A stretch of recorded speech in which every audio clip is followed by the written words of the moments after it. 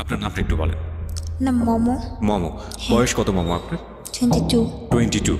তো মমো, এই সিক্রেটস অনুষ্ঠানে আপনি আজকে লাখ লাখ মানুষের সামনে নিজের ভুলগুলো বা অপরাধগুলো কনফিউজ করতে যাচ্ছেন। আপনি জানেন যে এই ধরনের অনুষ্ঠানে এসে নিজের ভুল বা অপরাধগুলো বললে একটা সামাজিক মানে কি বলা যেতে পারে, একটা বিরূপ প্রতিক্রিয়া আপনার উপর পড়লেও পড়তে পারে। কারণ আমাদের সোসাইটিতে মেয়েদের এই ভুলগুলোকে বা অপরাধগুলোকে খুব একটা ভালো চোখে দেখা হয় না, আঙুল তাদের দিকেই তোলা হয়। তারপরও আপনি কেন আজকে এই অনুষ্ঠানে অংশগ্রহণ করতে যাচ্ছেন? কারণ আমার ভুলগুলো এত বেশি হয়ে গেছে যে যার জন্য মানে দেখা গেছে যে এখন আমি যদি নাও বলি তারপর আমার প্রবলেমগুলো হচ্ছে, এই জন্য চাচ্ছি যে বলেই প্রবলেমগুলো হোক। ওকে, তার মানে আপনি চাচ্ছেন যে বলেই প্রবলেমগুলো সলভ হোক। হ্যাঁ। ওকে, তারপরেও যেন আর আপনার মতো করে ভুল যাতে আর কেউ কখনো না কেউ করে। না করে। ফাইন, আমরা শুরু করতে চাই প্রিয় শ্রোতা। মূল পর্ব শুরু হয়ে গেছে সিক্রেটসের। এই অনুষ্ঠানটি মূলত যারা আসেন তারা নিজেদের ভুলগুলোকে উন্মোচিত করে, অপরাধগুলোকে উন্মোচিত করে আরেকজন মানুষকে সচেতন করে যান। বিশেষ করে আজকের এই জীবন গল্পটা আমি স্পেশালি মেয়েদেরকে বেশি করে শুনতে বলবো। টিনেজার মেয়ে যারা আছেন এবং যারা অনেক বেশি ইমোশনাল, দুই একটা ঘটনা আমাদের ফেসবুকে এরকম ভাইরাল হয় বিভিন্ন সেলিব্রিটিদেরকে কেন্দ্র করে, কিন্তু এই যে এই সব ঘটনা একদম সিমিলারলি যে আরও কত মানুষের জীবনে ঘটছে, প্রতি মুহূর্তে ঘটছে, সেটা ফেসবুকের কল্যাণে হোক বা আমাদের আধুনিক টেকনোলজির কল্যাণে হোক, বা ফেসবুক বা এই আধুনিক টেকনোলজি বাদ দিয়ে যেভাবে ঘটে যাচ্ছে আমাদের প্রতিনিয়ত, বিশেষ করে মেয়েরা যেভাবে ভিকটিম হচ্ছেন এই ভুলগুলোর কারণে, সেটা আজকের এই অনুষ্ঠান থেকে শুনে অনেকখানি সচেতন হবেন তারা, আমরা বিশ্বাস করি। ঠিক আছে, তো মামু আমরা শুরু করি। আপনার তো জানাই আছে কিভাবে এখানে গল্প বলে সবাই, বলুন। ছোটবেলা থেকে 8-10টা মেয়ে যেভাবে বড় হয় আমিও সেভাবেই হয়েছি। আপনার বাবা কি করতেন? তো আমার বাবার মানে আমার প্রবলেম হচ্ছে যে আমার ফ্যামিলি দিক থেকে আমার বাবা বডি মিস্ত্রি ছিল, গাড়ির বডি, মানে গাড়ির হচ্ছে উনি বডি বানাতো। মেকানিক। ওকে, নিজের ছিল, বিজনেস ছিল। আর ছোটবেলা থেকে দেখে আসছি যে আমার বাবা ফার্স্ট একটা মহিলাকে বিয়ে করে। আপনার মা কি প্রথম স্ত্রী ছিলেন? আমার মা প্রথম ছিল। তো মহিলাটা ছিল আমাদের বাসার কাজের বুয়া। কাজের বুয়া বলে আপনার আমাদের তখন বাসায় বয়স কত উঠানো বা হয়। আপনি কোন ক্লাসে তখন আমি পড়ছেন? অনেক ছোট, একদম ছোট, আমার মনে পরিবারের নেই। বড় সন্তান আপনি? হ্যাঁ, সবার বড়। আচ্ছা, তো ছোটবেলা থেকে এগুলো দেখতেছি, তো আমার মা অনেক সুন্দর। তারপর আর যে মহিলাটাকে আমার আব্বু বিয়ে করে উনি অনেক খারাপ দেখতে ছিল, অনেক মানে খারাপ বলতে খারাপ না, আমার আম্মুর কাছেও কিছুই ছিল না। তো ছোটবেলা থেকে দেখেছি যে ওই কারণগুলোর জন্য আমার আম্মুকে অনেক টর্চার করা হতো। তো আমাদেরকে মানে বলতো যে মার সাথে থাকবা নাকি আমার সাথে থাকবা, মার সাথে থাকলে চলে যাও, কিচ্ছু দিব না, এরকম। মানে ছোটবেলা থেকে আমরা 3 বোন ছিলাম, এক ভাই, 4 জন। তখন তো ভাই ছিল না। এরকম মানে মারামারি দেখতাম, এগুলো দেখলে খুব ভয় পেতাম, কান্নাকাটি করতাম। তো এগুলো দেখতে দেখতে ছোটবেলা থেকেই আর কি নিজের মধ্যে কেমন যেন হয়ে গেছি, মানে কারোর সাথে কথা বলতাম না, খুব বদমেজাজি হয়ে গেছি। মানে এগুলো দেখতে দেখতে আর ভালো লাগতো না। আচ্ছা, পড়াশোনাটাও ঠিক মতো করতে পারি নাই। এত ভালো একটা আমার আব্বু এত ভালো বিজনেস করার পরেও দেখা গেছে এসএসসিটা দিলাম, আমার আম্মু নিজের মানে গোল্ড রিং সেল করে তারপর আমাকে করে এক্সাম দেয়। তো তখন ফার্স্ট আমি নাচ শিখি। শেখার পর দেখলাম যে ওইখানে অনেক মেয়েরাই নাচে প্রোগ্রাম করে। আবার চিন্তা করতাম যে প্রোগ্রাম করতে যাব, বাবার সম্মানটাও তো দেখতে হয়, মানুষ খারাপ বলবে। তো এই জন্য আর ওইরকম প্রোগ্রাম করতাম না। হাতের কাজ শিখলাম, ওইখান থেকেও ভালোই, ওইখান থেকে আমাকে সার্টিফিকেট দিয়ে দেয়, মানে কারচুপি কাজের। আচ্ছা। ওইখান থেকে আমি সার্টিফিকেট পাই। এটা কি এসএসসির পরে নাকি এসএসসির আগে? এসএসসির পরে। এসএসসির আগে পরে না, কাজটা শিখি, হাতের কাজটা শিখি এসএসসির আগে। মানে সমসাময়িক সময় আর কি। ওকে, হ্যাঁ হ্যাঁ, এগুলোর মধ্যেই। তারপর পার্লারের কাজ শিখি। মানে মোটামুটি বলা যায় যে আমার একটা জেদ ছিল যে আমার বাবা যাই করছে আমি এমন কিছু করব, পড়াশোনাটা তো আর সম্ভব হচ্ছে না, আমি এমন ভাবি মানে আমার কাছে পড়াশোনা ছাড়া এমন কিছু বাদ দিব না যেটা আমি পারি না। তো মোটামুটি আমি সব কিছুই পারি আর শিখেছিও। তারপর ওই নাচ যখন শিখতাম ওই সব কাজের পাশাপাশি নাচটা রাখছি। রাগ উঠলে আমি অনেক ভাঙচুর করতাম, আর সেটা ঘরেই, আর নিজের উপর অনেক দেখা গেছে লাইক হাত পা কাটতাম। ওই ছোটোবেলা থেকে রাগটা বাড়ে আর কি। আচ্ছা, আর বাড়তে বাড়তে এতই বাড়ে যে মানে এক পর্যায়ে দেখা গেছে যে ঘুমের ওষুধটা বেশি খেতাম।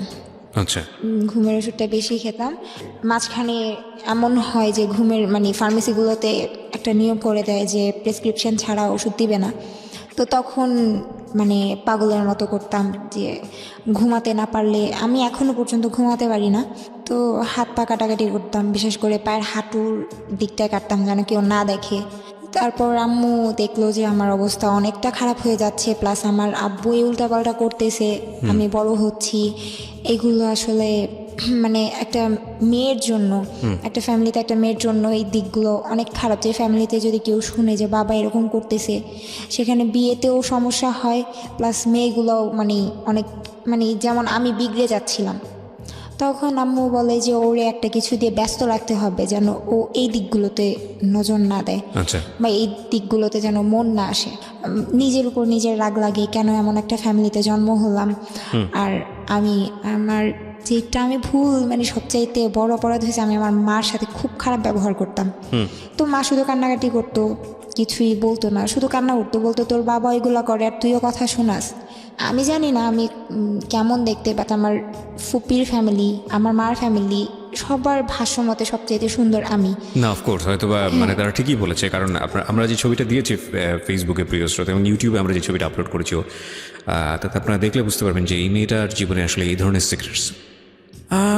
মানুষের সৌন্দর্যটা আসলে মনে বাহ্যিক দিক থেকে না, তারপরেও লুক একটা অনেক বড় ফ্যাক্ট নিঃসন্দেহে। তো সেই জায়গা থেকে অফকোর্স শি ইজ বিউটিফুল। হ্যাঁ, তারপর অনেক বিয়ের প্রস্তাব আসতো, আমি রাজি হতাম না, কারণ তখন আমার মনে হয় না মানে বিয়ে জিনিসটাকে আমি অনেক হেট করতাম, যে এইগুলো দেখতেছি আমার সাথেও যদি এগুলো হয়, মানে আমার মনের মধ্যে একটাই ছিল যে আমি বিয়ে করব যদি আমাকে ছেড়ে চলে যায়, এই ভয়ের জন্য আমি মানে সংসার জিনিসটা পছন্দ করতাম না, ভয় পেতেন। তারপর এই যে এগুলো দেখতাম, বাবা মার মারামারি, মানে আমি এতটাই হয়ে গেছিলাম যে আমি উল্টাপাল্টা ভাবে যে আমার বাবা এগুলো করে, আমি রাগ করে আমি অনেক ছেলে ফ্রেন্ডদের সাথে ঘোরাঘুরি করতাম, আচ্ছা, টি শার্ট পরে ঘুরতাম। তারপর মানে উল্টাপাল্টা যেইভাবে বাবাকে ছোট করা যায়, মাকে ছোট করা যায়, ইচ্ছা করে এগুলো করতাম ওই রাগের বশেই। তো এইগুলোর জন্য অনেক এলাকা থেকে অনেক রেকর্ড আসতো, বলতো যে এগুলা কি করে মেয়ে, এরকম বাবা যদি এরকম চলে, মেয়ে এরকম চলাফেরা করে কেমন লাগে। তো বিয়ের প্রস্তাবগুলো আসলে আমি দেখতে আসতো, তারপর আমি বলতাম আচ্ছা আমি ছেলের সাথে কথা বলবো, ছেলের সাথে কথা বললে আমি উল্টাপাল্টা কথা শোনাই দিতাম, আমি না এটা করি, আমি সিগারেট খাই, আমি হাত কাটি, এটা সেটা করি, আমি কিন্তু আপনার বিয়ে করলে এগুলোই করবো। তখন আর ছেলে রাজি হতো না, না করে দিত। মানে ছোটোবেলা থেকে একটা জিনিস ছিল যে আমি কখনোই টিচার দিয়ে পড়ি নাই। খোখো খেলার নাম শুনছেন? জি। ওই খেলাতেও আমি খেয়েছি, আর 2008 না যেন 9-তে পেপারে আমার ছবি আসছিল, আমরা চ্যাম্পিয়ন হয়েছিলাম ওইখান থেকে স্যার ওরা সবাই বলে যে তুমি পড়াশোনা করো। তো তারপর এসএসসি দেওয়ার পর আমি ভাবলাম যে না থাক, আর পড়াশোনা করে লাভ নাই, কারণ দেখা গেছে যে মার উপর অনেক চাপ পড়ে যাচ্ছে, মা এইখান থেকে সেখান থেকে টাকার ব্যবস্থা করতেছে। তো তখন পড়াশোনা বাদ দিয়ে হাতের কাজগুলো করতেছি, আর এই যে ফ্রেন্ডদের নিয়ে ঘোরাঘুরি। তখন মিরপুর 11:30-তে একটা জব পাই আমি, সেটা হচ্ছে সিকিউরিটি অফিসের। Security job? না সিকিউরিটি বলতে উনি আমাকে, অফিসটা ছিল সিকিউরিটি অফিস, তো ওইখানে আমাকে বলছে যে তুমি রিসেপশনে বসবা, শুধু তুমি। আপনি লেখাপড়াটা কি তখন অফ করে দিয়েছেন? হ্যাঁ, অফ করে দিয়েছি। কেন অফ করেছেন? এইসব আচরণের কারণে? এইসব আর দেখা গেছে পড়াশোনা চালাতে পারতেছি না, হচ্ছে না, কারণ একটা মেয়ের মানে টিচার ছাড়া অনেক কিছু লাগে, বই খাতা, তারপর সব কিছু, এই জন্যই আর পড়ি নেই। তো ওই অফিসে স্যার যেদিন আমাকে বলে তুমি চাকরি করার জন্য আসছো, আমি বলছি জি স্যার। তুমি এতটুকু একটা মেয়ে, তুমি চাকরি করবা? যে স্যার এতটুকু মেয়ে আছে, আপনি আমাকে দেখেন, যদি ভালো লাগে রাখবেন, না ভালো লাগলে নাই। তো উনি আমাকে বললো ঠিক আছে তুমি 1 সপ্তাহ ট্রায়ালে থাকো। তো থাকার পর স্যার আমাকে এত বেশি পছন্দ করে ফেলেও বলতেছে যে ঠিক আছে মমো তুমি এখন থেকে এখানেই থাকবা। তো এখানে জব করি, সায়দাবাদ থেকে মিরপুর 11:30 অনেকটা রাস্তা, আমি সেই সকাল ভোরবেলা বের হতাম, আর যেতে প্রায় 2.5 ঘন্টার উপরে লাগতো, তারপর ওইখানে জব করতাম। তো স্যার বলতো যে তুমি এত কষ্ট করে আসো, তুমি এখানে রুম নিয়ে চলে আসো।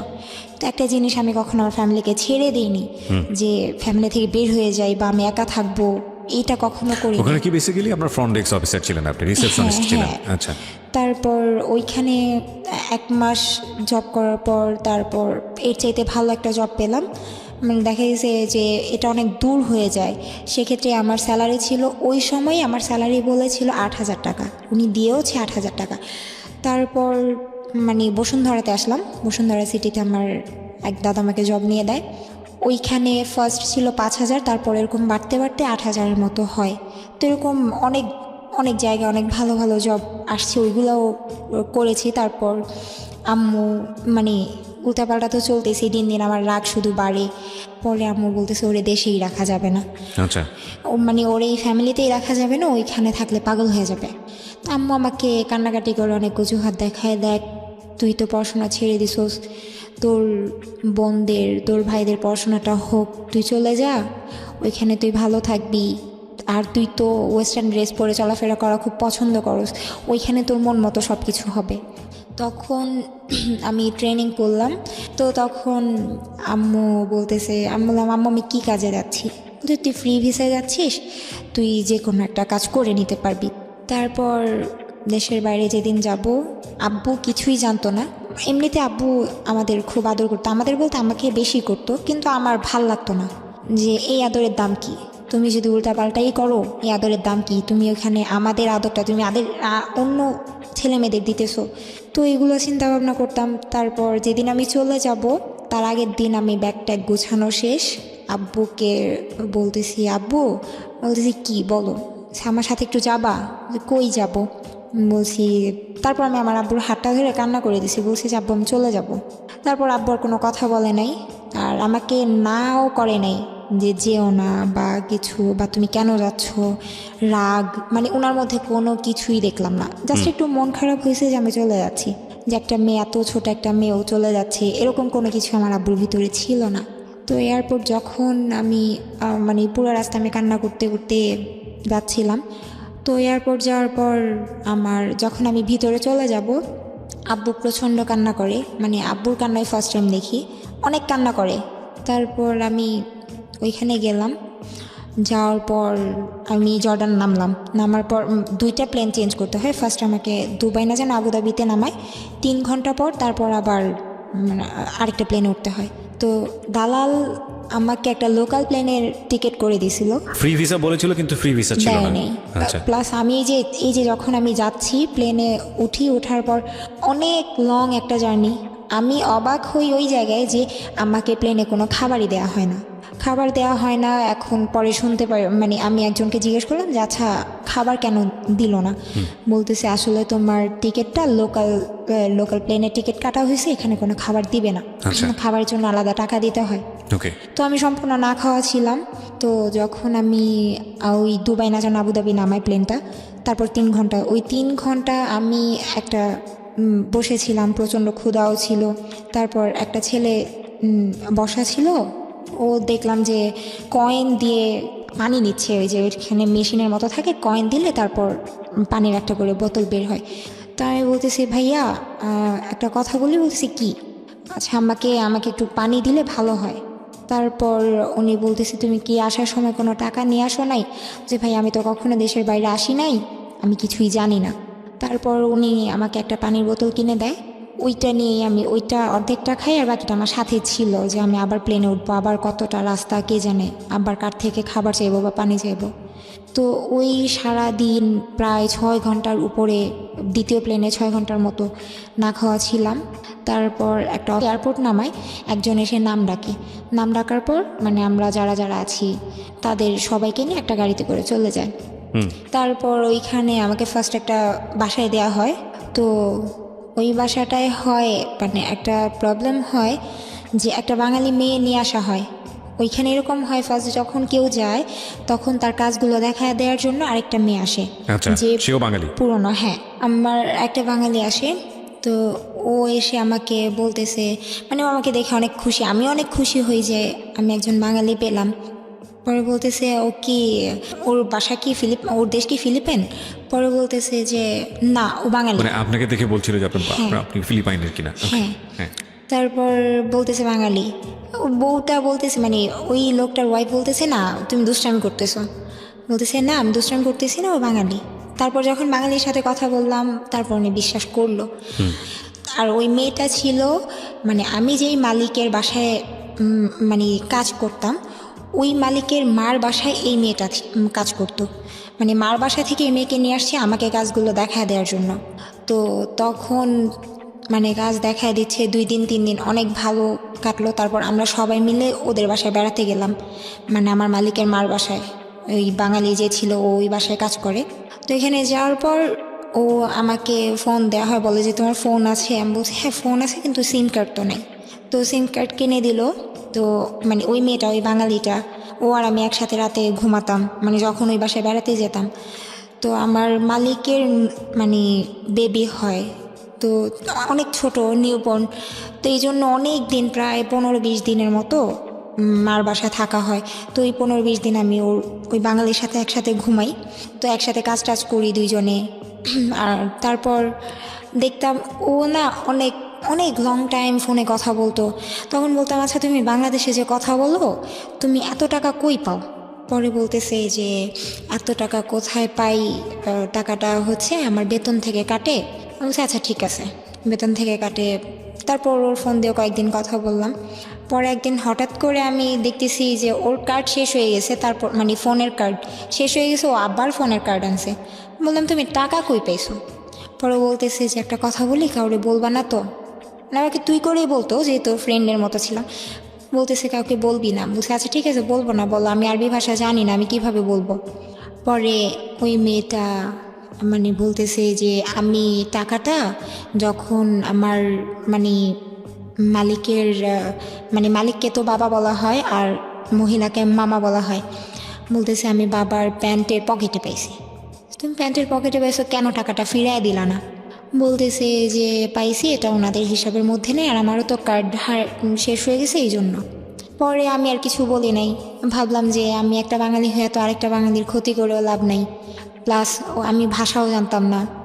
তো ও একটা পর্যায়ে মানে ওর সাথে চলতে চলতে এতটা ক্লোজ হয়ে যে ও আমাকে সব সত্যি বলে দেয় যে ও 2-1 দিন পর পরই ওই মালিকের ঘর যখন গুছাতে যেত তখন ওই মালিকের পকেট থেকে টাকা চুরি করতো। আমার মালিক ফুল অনেক পছন্দ করতো। তো বলতো কি যে মানে ওই বাঙালি মেয়েটা বলতো যে আমি আর মমো দুইজন গিয়ে আপনার জন্য ফুল নিয়ে আসি, এইটা বলেও আমাকে নিয়ে বাইরে যেত। বাইরে গিয়ে অনেক দূরের একটা রাস্তা, মানে যেতে হেঁটে যেত প্রায় 20 মিনিটের মতো লাগে। এত দূরেও যেত, প্রায় 5টা-6টা করে কার্ড নিয়ে আসতো, মোবাইলের রিচার্জ কার্ড। জি। তারপর ও আমাকে বলে দেয় সবটা, যে আমি এইভাবে এইভাবে টাকাগুলো নেই।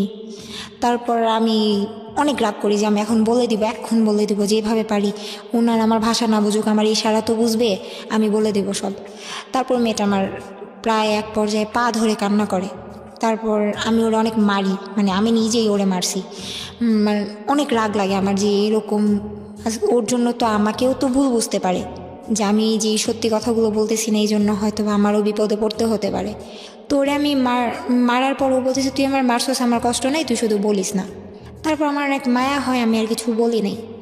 2 দিন পরে আমরা আমাদের বাসায় চলে আসি, ওর বাসায় চলে আসার পর আমার মালিককে আমি বলতেছি যে আমার যে কার্ড দেওয়ার কথা, আমার ফোনে তো টাকা নেই, আমার ফোনের কার্ড দেন। উনি বলতেছে যে তোমার কার্ড কেন দিব, তুমি তো কার্ড নিছই। বলছি কার্ড নিছি মানে আমি ওনারে যেভাবে পারতেছি বুঝায় বলতেছি। তখন ইংলিশে যতটুকু পারতেছি বুঝাইতেছি, প্লাস সাথে আরেকটা মেয়ে ছিল নিচতলায় কাজ করতো, তো ওনারে দিয়ে বুঝাইতেছি। এখন বলতেছে যে শারমিন তো বলতেছে, মানে ওই মেয়েটার নাম শারমিন বলতেছে যে তুমি ওর কার্ড নিয়ে নিছো, প্লাস তোমার এত বড় সাহস, তুমি আমার বাবার পকেট থেকে টাকা চুরি করছো। আমি জাস্ট মানে আকাশটা আমার মাথার উপর ভেঙে পড়ছে যে আমি কি করলাম। মানে ওই মেয়েটা বুঝাইছে যে আমি ওই লোকের পকেট থেকে টাকা চুরি করছি, অথচ আমি ভাষাও জানতাম না, এই জন্য বুঝায় বলতে পারতেছিলাম না। এটা বলার পর আমি প্রচণ্ড কান্নাকাটি করি, বলি যে আমি এটা করি নাই। পরে উনি বলতেছে যে ওনাদের পাশে একটা ফ্ল্যাটের কাজ চলতেছিল, উনি বলতেছে যে ওরে নিয়ে এই ফ্ল্যাটের মধ্যে বন্ধ করে রাখো, আগামীকালকে পুলিশ আসবে, তারপর যা হওয়ার হবে। বেসিক্যালি আপনার কাজটা কি ছিল এখানে? বাসার কাজ। তো মানে আমি তো প্রথম মানে ওইখানে নতুন, যেহেতু মাত্র 15 দিন হয়েছে আমি আসছি, এর মধ্যে এত কাহিনী হয়ে গেছে। তো ওনার আমি বুঝাইতেই পারতেছি না যে আসলে এই কাজটা আমি করি নাই। আমি ওনাকে বোঝানোর ট্রাই করতেছিলাম যে আসলে আপনাদের এখানে দোকান কই, আমি তো চিনিই না।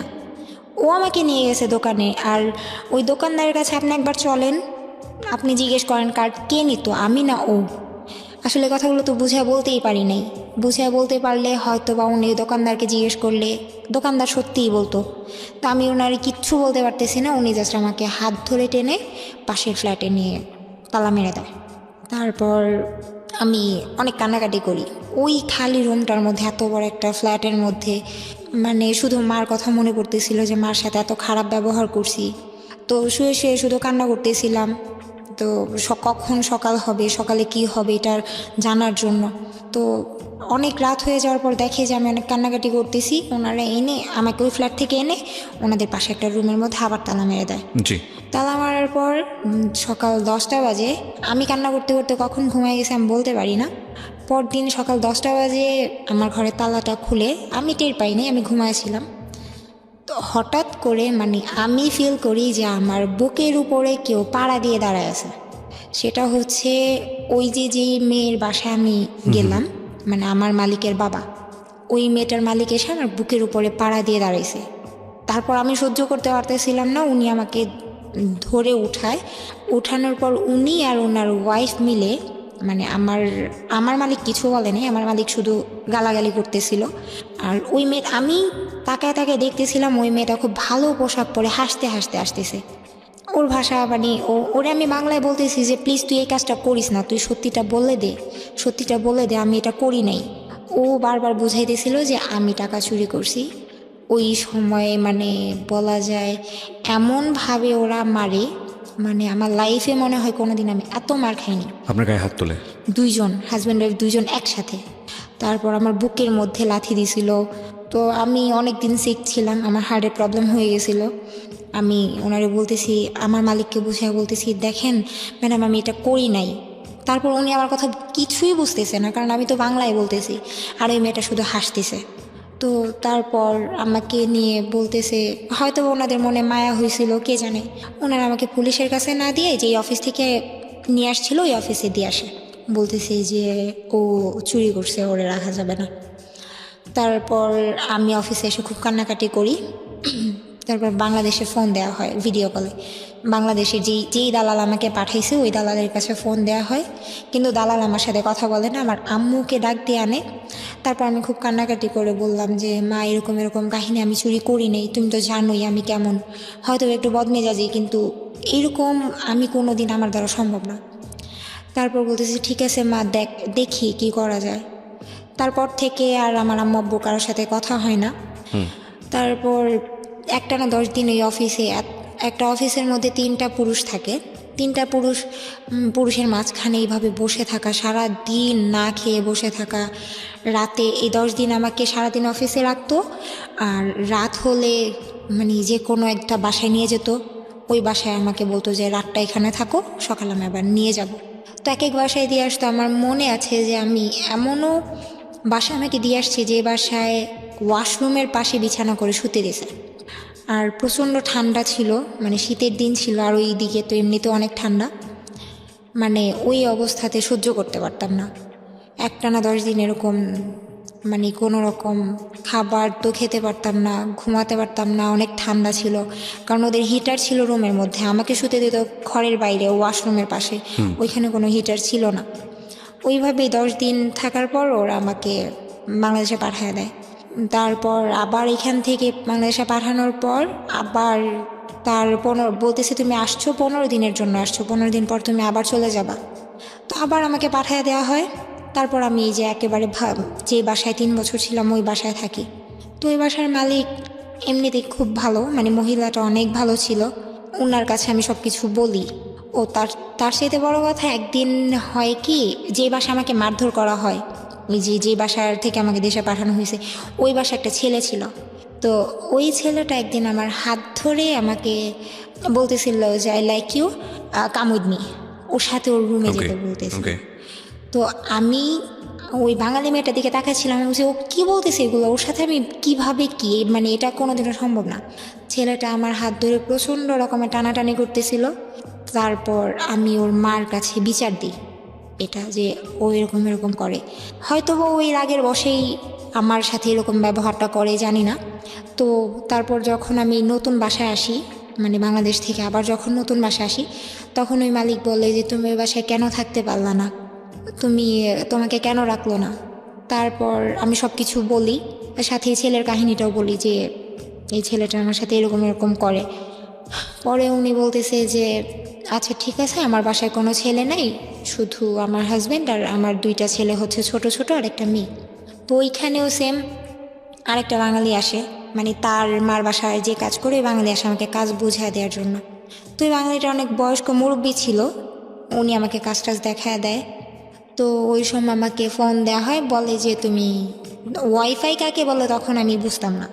তো এখানে আসার যখন বুঝি যে ওয়াইফাই কি, তখন আমি একদিন ওনাকে বলি যে ম্যাডাম আপনার, তখন তো মোটামুটি আরবি ভাষা জানি, জি, তখন বলতেছি ম্যাডাম আপনার ওয়াইফাই পাসওয়ার্ডটা আমাকে দেন। ওকে। উনি দিবে না, উনি বলতেছে যে এত টাকা খরচ হয়, এটা হয় সেটা হয়, দেয়া যাবে না, তুমি সারাদিন মোবাইল নিয়ে পড়ে থাকবা। মানে ওই বাসার মহিলা ছিল পুলিশ আর মহিলার হাজব্যান্ড ছিল লয়ার। তো দুইজনেই বাইরে থাকতো, ছেলে মেয়েগুলো আমার কাছে থাকতো। ওয়াইফাই যেদিন নেয় লাইনটা, সেদিন আমি দেখি একটা কাগজের মধ্যে উনি আরবিতে পাসওয়ার্ডটা লিখতেছে। আচ্ছা, আরবিতে লিখতেছে, আরবি বলতে পারি বাট আরবিতে ওরা নাম্বার যে কী লিখতেছে সেটা তো বুঝতেছি না। তারপর ওই নাম্বারটা আমি নিয়ে মানে আমি লিখলাম, সেম ওইভাবে লিখে বাইরে গেলাম। মানে ওই বাচ্চা মেয়ে যাকে আমি রাখতাম, ওই বাচ্চা মেয়েটা বলতেছে যে আমি চকলেট খাবো, বাইরে যাব। তারপর ওই চকলেটের উসিলা করে বাইরে গেলাম। যাওয়ার পর আমি সাইডে একটা লোককে জিজ্ঞেস করলাম যে ভাইয়া এটা আমাকে একটু ইংলিশে বলেন, ওকে। নাম্বারগুলো একটু বলেন। তারপর পাসওয়ার্ডটা উনি বললো, আমি লিখে নিলাম। তারপর আমি বাসায় যাওয়ার পর কানেক্ট করলাম ফোনে। আমি তো অনেক খুশি যে এখন থেকে সবসময় কথা বলতে পারবো। তো এরকম করে হঠাৎ করে একদিন আমার মালিক বুঝে যায় যে আমি ওয়াইফাই চালাচ্ছি। আচ্ছা, হঠাৎ করে আমার ফোনটা নিয়ে ভেঙে ফেলে, একেবারে গুঁড়ো গুঁড়ো করে ফেলে, চালাতে দিবে না উনি। এই ওয়াইফাইটা আপনি কেন চালাতেন? আমার আম্মুকেও দেখতেছি যে ওই ইমো নামানোর পর মানে সবার সঙ্গে communication টা অনেক বেশি কথা easy হয়ে হচ্ছে। গেছে। Okay. প্লাস ফেসবুকটা তখন নতুন ফেসবুকটা বুঝি, আর ফেসবুকের নেশাটা এরকম একবার মাথায় ঢুকলে তো বের হতেই চায় না। ফেসবুক নিয়ে পড়ে থাকতাম সারাক্ষণ, আর ফেসবুকে যার তার সাথে চ্যাটিং করতাম, নতুন জি, ওকে। যা হয় আর কি। তারপর আবার আমি ফোন কিনি, ফোন কেনার পর ওয়াইফাই আবারও কানেক্ট করার পর তখন অনেক লুকায় চালাতাম। মালিক আসলে ওয়াইফাইটা অফ করে রাখতাম যেন না বুঝে। ওই সময় কত টাকা পেতেন আপনি এই কাজ করে? মাত্র 13,000 টাকা। বাংলাদেশের টাকায় 13,000 টাকা। এই টাকাটা আপনি দেশে পাঠিয়ে দিতেন? হ্যাঁ, সব টাকা দেশে পাঠাতাম। ওকে।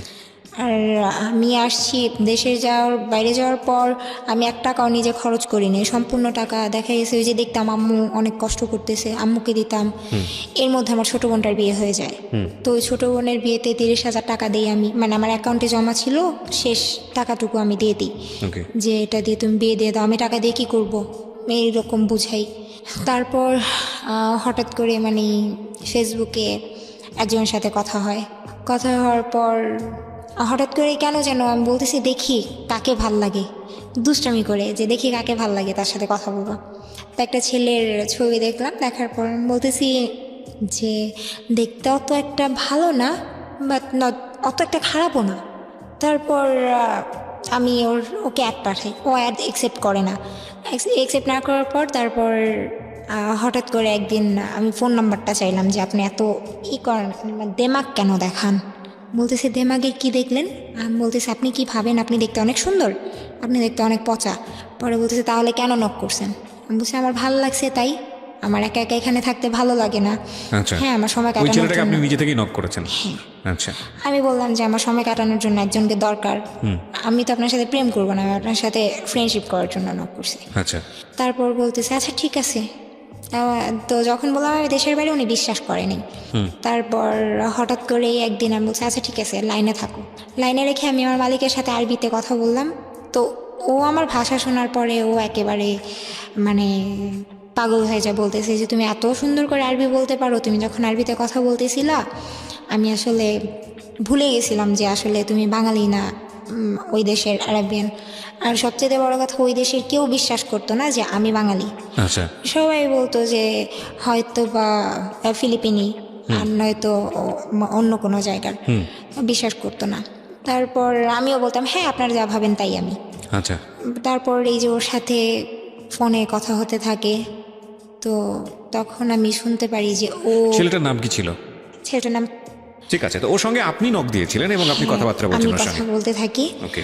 তারপর আমি একটা পর্যায়ে যে শুনতে পাই যে ও আমাকে বলতো, ওর সাথে ফ্রেন্ডশিপ ছিল মনে হয় সর্বোচ্চ গেলে 1 সপ্তাহ। আচ্ছা। তারপর ওরে মানে ওকে আমি বলতাম যে আচ্ছা তুমি আমার জন্য একটা ছেলে খুঁজো, আমি রিলেশন করব যেন আমি দেশে এসে বিয়ে করতে পারি, যেহেতু বিয়ের জন্য ফ্যামিলি ইন দ্য মিনটাইম কি আপনারা কি ফেক আইডি ইউজ করতেন নাকি মানে না, ফেক না, বলতেন না, real- নিজেদের ছবি দিয়ে একদম সব নিজেদের জেনুইন? সবকিছু, হ্যাঁ। ওকে। তারপর ছেলে দেখতে বললাম, তো ও বলতেছে আচ্ছা ঠিক আছে দেখতেছি। ও বলতেছে কীরকম ছেলে পছন্দ তোমার? আমি বললাম যে কীরকম ছেলে পছন্দ, আমি অনেক সবচেয়ে বড় কথা আমি লম্বা ছেলে অনেক পছন্দ করি।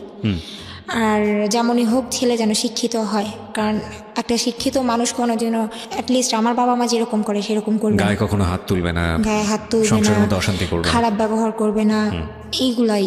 তো তখন ও বলতো আচ্ছা ঠিক আছে। আর আমি ওর কাছে সব কিছু শেয়ার করতাম, আমার পাশে এটা হচ্ছে সেটা হচ্ছে, আমার বাবা মা এগুলো করতো। আসলে কি মন খারাপ থাকতো, শেয়ার করার কথাগুলো শেয়ার করার জন্য একজনকে দরকার ছিল। তারপর হঠাৎ করে ও অনেক ছেলেকে দেখায়। আমি আসলে বুঝাতে যাচ্ছিলাম আমার কাউকেই ভালো লাগে না, আসলে আমি তোমাকে পছন্দ করি, আচ্ছা, এটা আপনি বুঝতে চাচ্ছিলেন? বুঝাতে যাচ্ছিলাম। ওকে। ও বুঝতো কিন্তু আমাকে বুঝতে দিত না যে ও বুঝতেছে। তারপর হঠাৎ করে মানে আমার রাগ মানে অনেক মেজাজ গরম হয়েছে। আমি কি তুমি কি বুঝো না, ঢং করো, তুমি বুঝতেছো ঠিকই যে আমি তোমাকে পছন্দ করি, তারপরে তুমি এমন কাহিনী করতেছো। পরে বলতেছে আচ্ছা ঠিক আছে তোমাকে আমি 20 তারিখে একটা কথা বলবো। কি কথা তুমি এখনই বলো? বলতেছে তোমার জন্য ছেলে দেখছি। ছেলে দেখছো, বলো না, নাম ছবি দাও। ও দিবে না, বলতেছে যা দেয় 20 তারিখে দিব। তো 20 তারিখ আসে, আমি তো ওয়েট করতেছি কার কথা বলবে কার কথা বলবে। আমি মনে মনে ভাবতেছিলাম হয়তো ও নিজের কথাই বলবে। তারপর আপনাকে বলেছিল কিছু, যে আপনি ওর ফেসবুক আইডি দেখে ওর সঙ্গে জিজ্ঞেস করছিলেন যে হ্যাঁ। তুমি কোথায় থাকো কি করো? হ্যাঁ, তখন কি বলেছিল? ওর বাসার ঠিকানা বলে যে আমি এখানে পড়াশোনা থাকি, করছে কিনা, পড়াশোনা করছে। হ্যাঁ, কোথায় পড়াশোনা করছে? তখন অনার্স মনে হয় অনার্সে পড়তেছে তখন। এরকম কথা বলেছে? হ্যাঁ। ওকে, ঠিক আছে। তারপর ওর সাথে কথা চলতে থাকে। 20 তারিখের ঘটনা? হ্যাঁ, রাত 12টা 1-এ ও আমাকে বলতেছে I think I love you. মানে কি? আপনার সঙ্গে ফেসবুকে কথা চলার কতদিন পরের ঘটনা এটা? এই তো 1 সপ্তাহ পর। 1 সপ্তাহ পর? 1 সপ্তাহের মধ্যে? 1 সপ্তাহের মধ্যে। I think I love you. Okay. হ্যাঁ। তারপর আমি বলতেছি যে কি বলছো আমি শুনিনি। ও বলতেছে আই লাভ ইউ। তারপর আমি অনেক খুশি যে আসলে আমি যেটা চাইছিলাম, আমি তো চাইছিলাম ও আমাকে প্রপোজ করুক। তারপর আমি ওকে আই লাভ ইউ টু বলে ফোনটা রেখে দিই। আচ্ছা, আবার ফোন দেয়, ফোন রাখলা কেন? বলছি দাঁড়ো 5 মিনিট পর আসতেছি। সম্পর্কের শুরুটা হয় এখান থেকেই এবং গল্পের শুরুটাও ঠিক এখান থেকেই আমরা বলতে পারি, কিন্তু এই গল্পটা কোথায় গিয়ে দাঁড়িয়েছে দ্যাট ইজ আনইমাজিনেবল। আসলে অকল্পনীয় আমি বলবো। কেন বলছি সেটা আপনাদের শেষ পর্যন্ত শুনতে হবে। এবং প্রথম থেকেই বলছিলাম যে আজকের সিক্রেটসটা একটু অন্যরকম, বিশেষ করে টিনেজার মেয়ে যারা আছেন তাদের জন্য আমরা বলবো যে অনুষ্ঠানটা মনোযোগ দিয়ে শেষ পর্যন্ত শোনা উচিত। তারপর ও আমাকে বলে প্রপোজ করলো। তারপর আমি ওকে বললাম আচ্ছা আমি 5 মিনিট পর ফোন দিই। আচ্ছা। তো বলতেছে কেন 5 মিনিট পর ফোন দিবা? বলতেছে একটু কাজ আছে বলে, মানে অনেক বেশি খুশি ছিলাম। ও কি জানতো যে আপনি জর্ডানে কি ধরনের কাজ করেন? হ্যাঁ, সব জানতো? সব বলে দিছি। মানে আপনার লাইফের আদ্যপান্ত সব জানতো? হ্যাঁ। Okay. না, আর যখন ফ্রেন্ডশিপ হয় তখনই বলি যে আমি এই কাজ করি। আর ফ্যামিলি ব্যাকগ্রাউন্ড এরকম? হ্যাঁ। ওকে। তো তখন ও যখন আমি বললাম 5 মিনিট, ও বলতেছি কেন কি হয়েছে? আমি বলছি যে না 5 মিনিট পর ফোন দিতেছি। বললাম ফোনটা রাখি। মজার কথা আমি আমার রুমে গিয়ে এত বেশি খুশি ছিলাম, মানে আমি আমার খাটের উপর প্রচণ্ড লাফালাফি করতেছিলাম, একটা পর্যায়ে আমার খাটটা ভেঙে গেছিল। ওহো, ওকে। ও যে খুব বেশি সুন্দর তাও না, মানে আমার দিক থেকে অনেক। আচ্ছা। তো ওর সাথে রিলেশন হওয়ার পর আস্তে আস্তে মানে ওর সাথে কথা চলতে থাকে। তো এর মধ্যে হঠাৎ করে একদিন বলতেছে, না সারা রাত কথা বলতো, আমরা দুইজন একসাথে কথা বলতাম ভিডিও কলে। টাইমের একটা ব্যাপার ছিল যে বাংলাদেশের 4 ঘন্টা ডিফারেন্স ছিল। মানে আগানো না পেছানো? আগানো ছিল। ওরা ছিল আগানো। হ্যাঁ, আচ্ছা, ওকে। বাংলাদেশ ছিল আগানো। তো এখন আমি যখন ফোন দিতাম ওর এখানে, আমার এখানে যদি রাত 10টা বাজতো, ওর এখানে প্রায় অনেক রাত হয়ে যেত। তো এখন ভিডিও কলে ও কি করতো, ভিডিও কলে আমার সাথে লাইনে থাকতো। আমি বলতাম যে আমি সারাদিন এত কাজ করছি, আমার খুব খারাপ লাগতেছে, আমি একটু ঘুমাই। আচ্ছা। ওর বলতেছে হ্যাঁ ঘুমাও। ও লাইনে থাকতো, আমি ফোনটা এক সাইডে রেখে আমি ঘুমিয়ে যেতাম, মানে এমনভাবে রাখতাম যেন ও আমাকে দেখতে পারে। ওকে। তো মানে এইভাবে সম্পর্কটা এরকম ঘুমাতাম। পর্যায়ে ছিল? হ্যাঁ, এত ভালো ছিল। ইভেন আমি যখন গোসল করতে যেতাম ও বলতো যে আমি লাইনে আছি, তুমি 24 ঘন্টা আমাকে লাইনে রাখবা। তো তখনও আমি বেসিনের উপর ফোনটা রেখে আমি আমার মতো গোসল টোসল শেষ করে ঘরে আসতাম। মানে এটা কি মানে এরকম একটা সেন্সিটিভ মুহূর্ত ওকে আপনি সাথে রাখতেন? হ্যাঁ, মানে 24 আওয়ার্স আমার সাথে থাকতো। ওকে তো ওকে। তারপর খাওয়া দাওয়া সব কিছুতেই।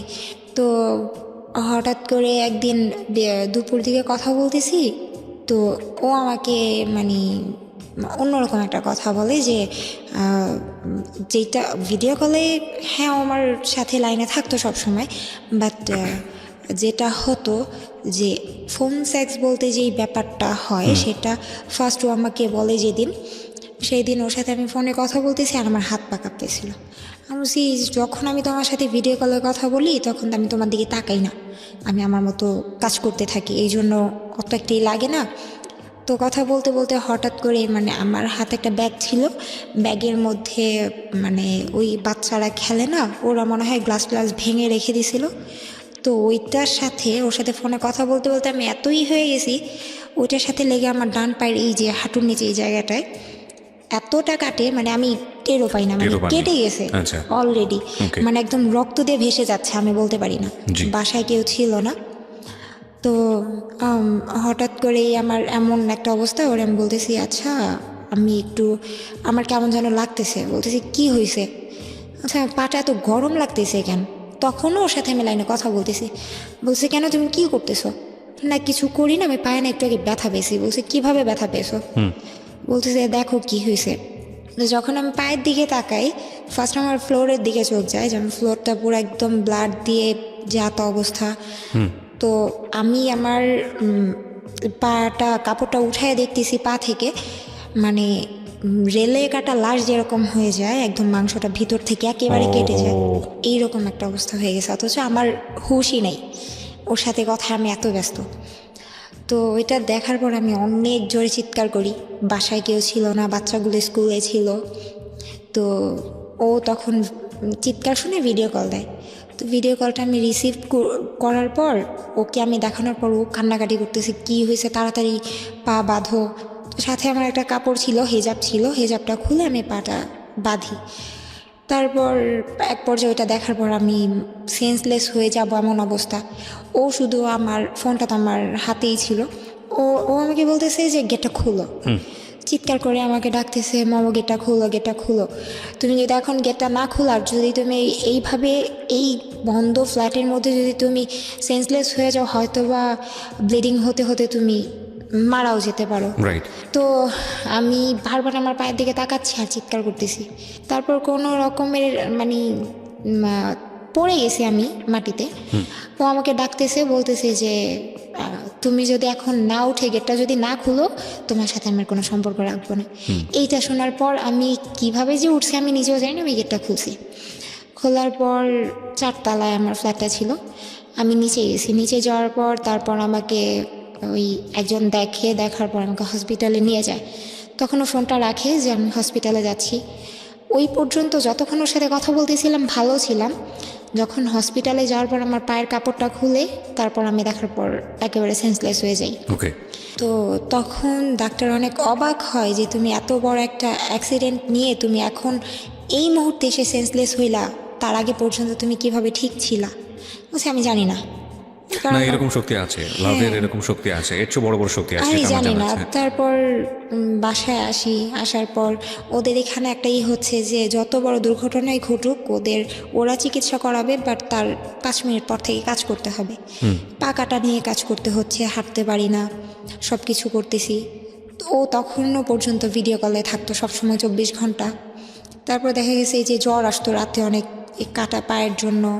তারপর ও লাইনে থাকতো, বলতো যে শান্ত হও, আমাকে সান্ত্বনা দিত, মানে অনেক 24 support আওয়ার্স করতো। কোম্পানি যেটাকে হ্যাঁ, বলে। হ্যাঁ। খেয়াল করবেন যারা শুনছেন তারা খেয়াল করবেন, বিশেষ করে টিনেজার যারা মানে এই ফেসবুক, ইউটিউব, ভাইবার, হোয়াটসঅ্যাপ, ইমো বা আরও সকল যে অ্যাপ্লিকেশনগুলো আছে যারা ব্যবহার করেন র্যান্ডামলি, এবং এগুলো কি যারা সম্পর্কের বিশ্বস্ততার জায়গা, এগুলো তো আসলে টুল মাত্র না, একটা টেকনোলজি, এগুলোর তো কোনো দোষ নাই, দোষটা হচ্ছে আমাদের।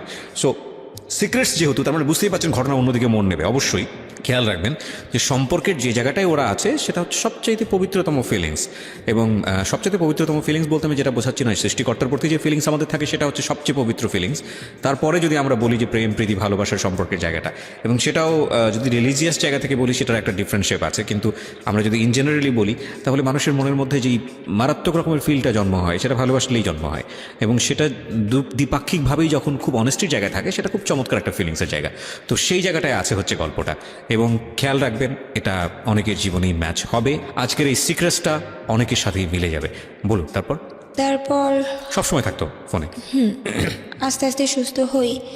আর এইদিকে ওর সাথে, ওর প্রতি আমি এতটাই অ্যাডাক্টেড হয়ে যাই যে আমার এইদিকে কাজে মন নাই, কাজ করতে পারতাম না ঠিক মতো, মানে ওকে ম্যাডাম না এসে দেখলে ভালোই লাগতো রাগারাগি না? করতো। তারপর ওর সাথে মানে এরকম কথা হতো, আর কাজের অনেক তো ব্যাঘাত ঘটতই। তারপর আস্তে আস্তে না বলতো, ওকে আমি দেখতাম যে রাতের পর রাত ও জেগে থাকতো, দিনের পর দিন জেগে থাকতো। তো একদিন আমি বলতেছি, আচ্ছা তুমি এত সারা দিন রাত না ঘুমিয়ে কেমনে থাকো? একটা মানুষ কিভাবে সম্ভব, কিভাবে তুমি এভাবে থাকো? পরে বলতো যে না, আমি তোমার অনেক লাভ করি, তোমার সাথে থাকতে পারি না, এটা সেটা, এই জন্য। তো আমি অনেক খুশি যে এরকম একটা মানুষ আমি পাইছি যে নাকি আমাকে অলওয়েজ সাপোর্ট করে। তারপর হঠাৎ করে একদিন দুষ্টামি করে বলতেছে, আচ্ছা তুমি যদি কখনো শুনো যে আমি ইয়াবা খাই তুমি কি করবা? তো তখন আমি খুব বেশি চিৎকার করে কান্নাকাটি করি, আর নিজে নিজে বলতে থাকি যে কি করলাম আমি, এটা যে আমার লাইফে একজনকে লাভ করলাম, সেও ওই ছেলেটাই এরকম। বলছিল যে আমি যদি ইয়াবা খাই তখন কি হ্যাঁ, করবা? হ্যাঁ। মানে আমাকে বুঝাতে যদি। তো তখন আমি অনেক কান্নাকাটি করি। পরে বলছে, এই বোকা মেয়ে শোনো, আমি না অনেক সুন্দর করে গুছায় মিথ্যা কথা বলতে পারি। তো আমি বলছি, গুছায় মিথ্যা কথা বলতে পারি মানে? বলছে, এই যে মাত্র মিথ্যা কথা বললাম, তুমি ধরতেও পারলা না, দুষ্টামি করলাম। তো এরকম মাঝে মাঝে অনেক কিছু দুষ্টামির মাধ্যমে আমাকে অনেক কিছু বলতো। তারপর ও বলতেছে, আমি বলতেছি, আচ্ছা তুমি না ঘুমায় কিভাবে থাকো? তারপরে সত্যি কি তুমি আবার খাও? বলতেছে, আরে বোকা না, আমি সব করি না। তারপর রিলেশন যখন আস্তে আস্তে ডিপ হতে থাকে, তো একটা পর্যায়ে ও আমার কাছে সব কিছু স্বীকার করে যে হ্যাঁ আমি এটা করি। তো তখন আমি বলছি, দেখো আমি তোমাকে এতটাই লাভ করে ফেলছি, এখন তুমি যদি এর চাইতেও বড় কিছু করো আমি তোমাকে ছাড়তে পারবো না, বাট তুমি এটা ছেড়ে দাও। পরে ও আমার সাথে রিলেশনের পর ও বলতেছে, আমি এখন অনেক হ্যাপি, আমি আগে অনেক একা ছিলাম, তুমি আসার পর অনেক ভালো আছি। তো আমিও খুশি, ও খুশি, দুইজনে খুব ভালো চলতেছে। ওর ফ্রেন্ডদের সাথেও আমার কথা হতো, গ্রুপ চ্যাট হতো, সবাই একসাথে কথা বলতাম, ফোনে কথা বলতাম, তো দুষ্টামি করতাম। এখন ও আবার আমাকে ওর লাইফের কিছু স্টোরি বলতো, একটা মেয়েকে অনেক লাভ করতো, মেয়েটার সাথে অনেক কিছু হয়েছে। তো এরকম অনেক মেয়ের কাহিনী আমি শুনছি ওর থেকে। শুনতে শুনতে শুনতে শুনতে কতগুলো মেয়ে যে হয়েছে হিসাব নাই, প্রত্যেকটার সাথে ফিজিক্যাল করছে। এগুলো বলেছে আপনাকে? হ্যাঁ। ওকে। তো আপনার খারাপ লাগতো না এগুলো শুনলে? কান্না করতাম, বুঝতে দিতাম না। তারপর আবার মনকে বুঝাতাম আসলে ও তো আমাকে সত্যিটা বলতেছে, এটাই বেশি। ও চাইলে আমাকে লুকায় রাখতে পারতো, হাইড করতে পারতো, আমি তো জানতেও পারতাম না। ওকে। সমস্যা নাই। তো হঠাৎ করেই একদিন এত রাগ লাগে, রাগটা ওর প্রতি না, অন্যজনের প্রতি রাগ করে আমি কাচের একটা গ্লাস ভেঙে আমি আমার হাত কাটি, যেমন হাতে এখনও দাগ আছে, জি। হাত কাটি। তো এটা নিয়ে অনেক রাগ করে যে খারাপ মেয়েরা এইগুলো করে, এটা সেটা করে। আচ্ছা ঠিক আছে, আর করবো না।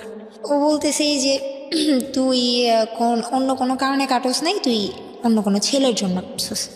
সে 24 ঘন্টা তুমি আমার সাথে আসো, আমি অন্য কোনো ছেলের জন্য কেন কাটবো? তো এটা গেল। আরেকদিন মানে আমি রান্না করতাম ওর সামনে, মানে ওই যা করার আর কি, ডেইলি লাইফ 24 ঘন্টা সে সাথে হ্যাঁ, থাকতো? ও আমার সাথে থাকতো। তো হঠাৎ করে একদিন রাতের বেলা কি নিয়ে যেন ওর সাথে আমার ঝগড়া হয়েছে। এখন আমি বলছি, দেখ আমি কিন্তু মারা যাব। বলছে, তুই মারা যাবি।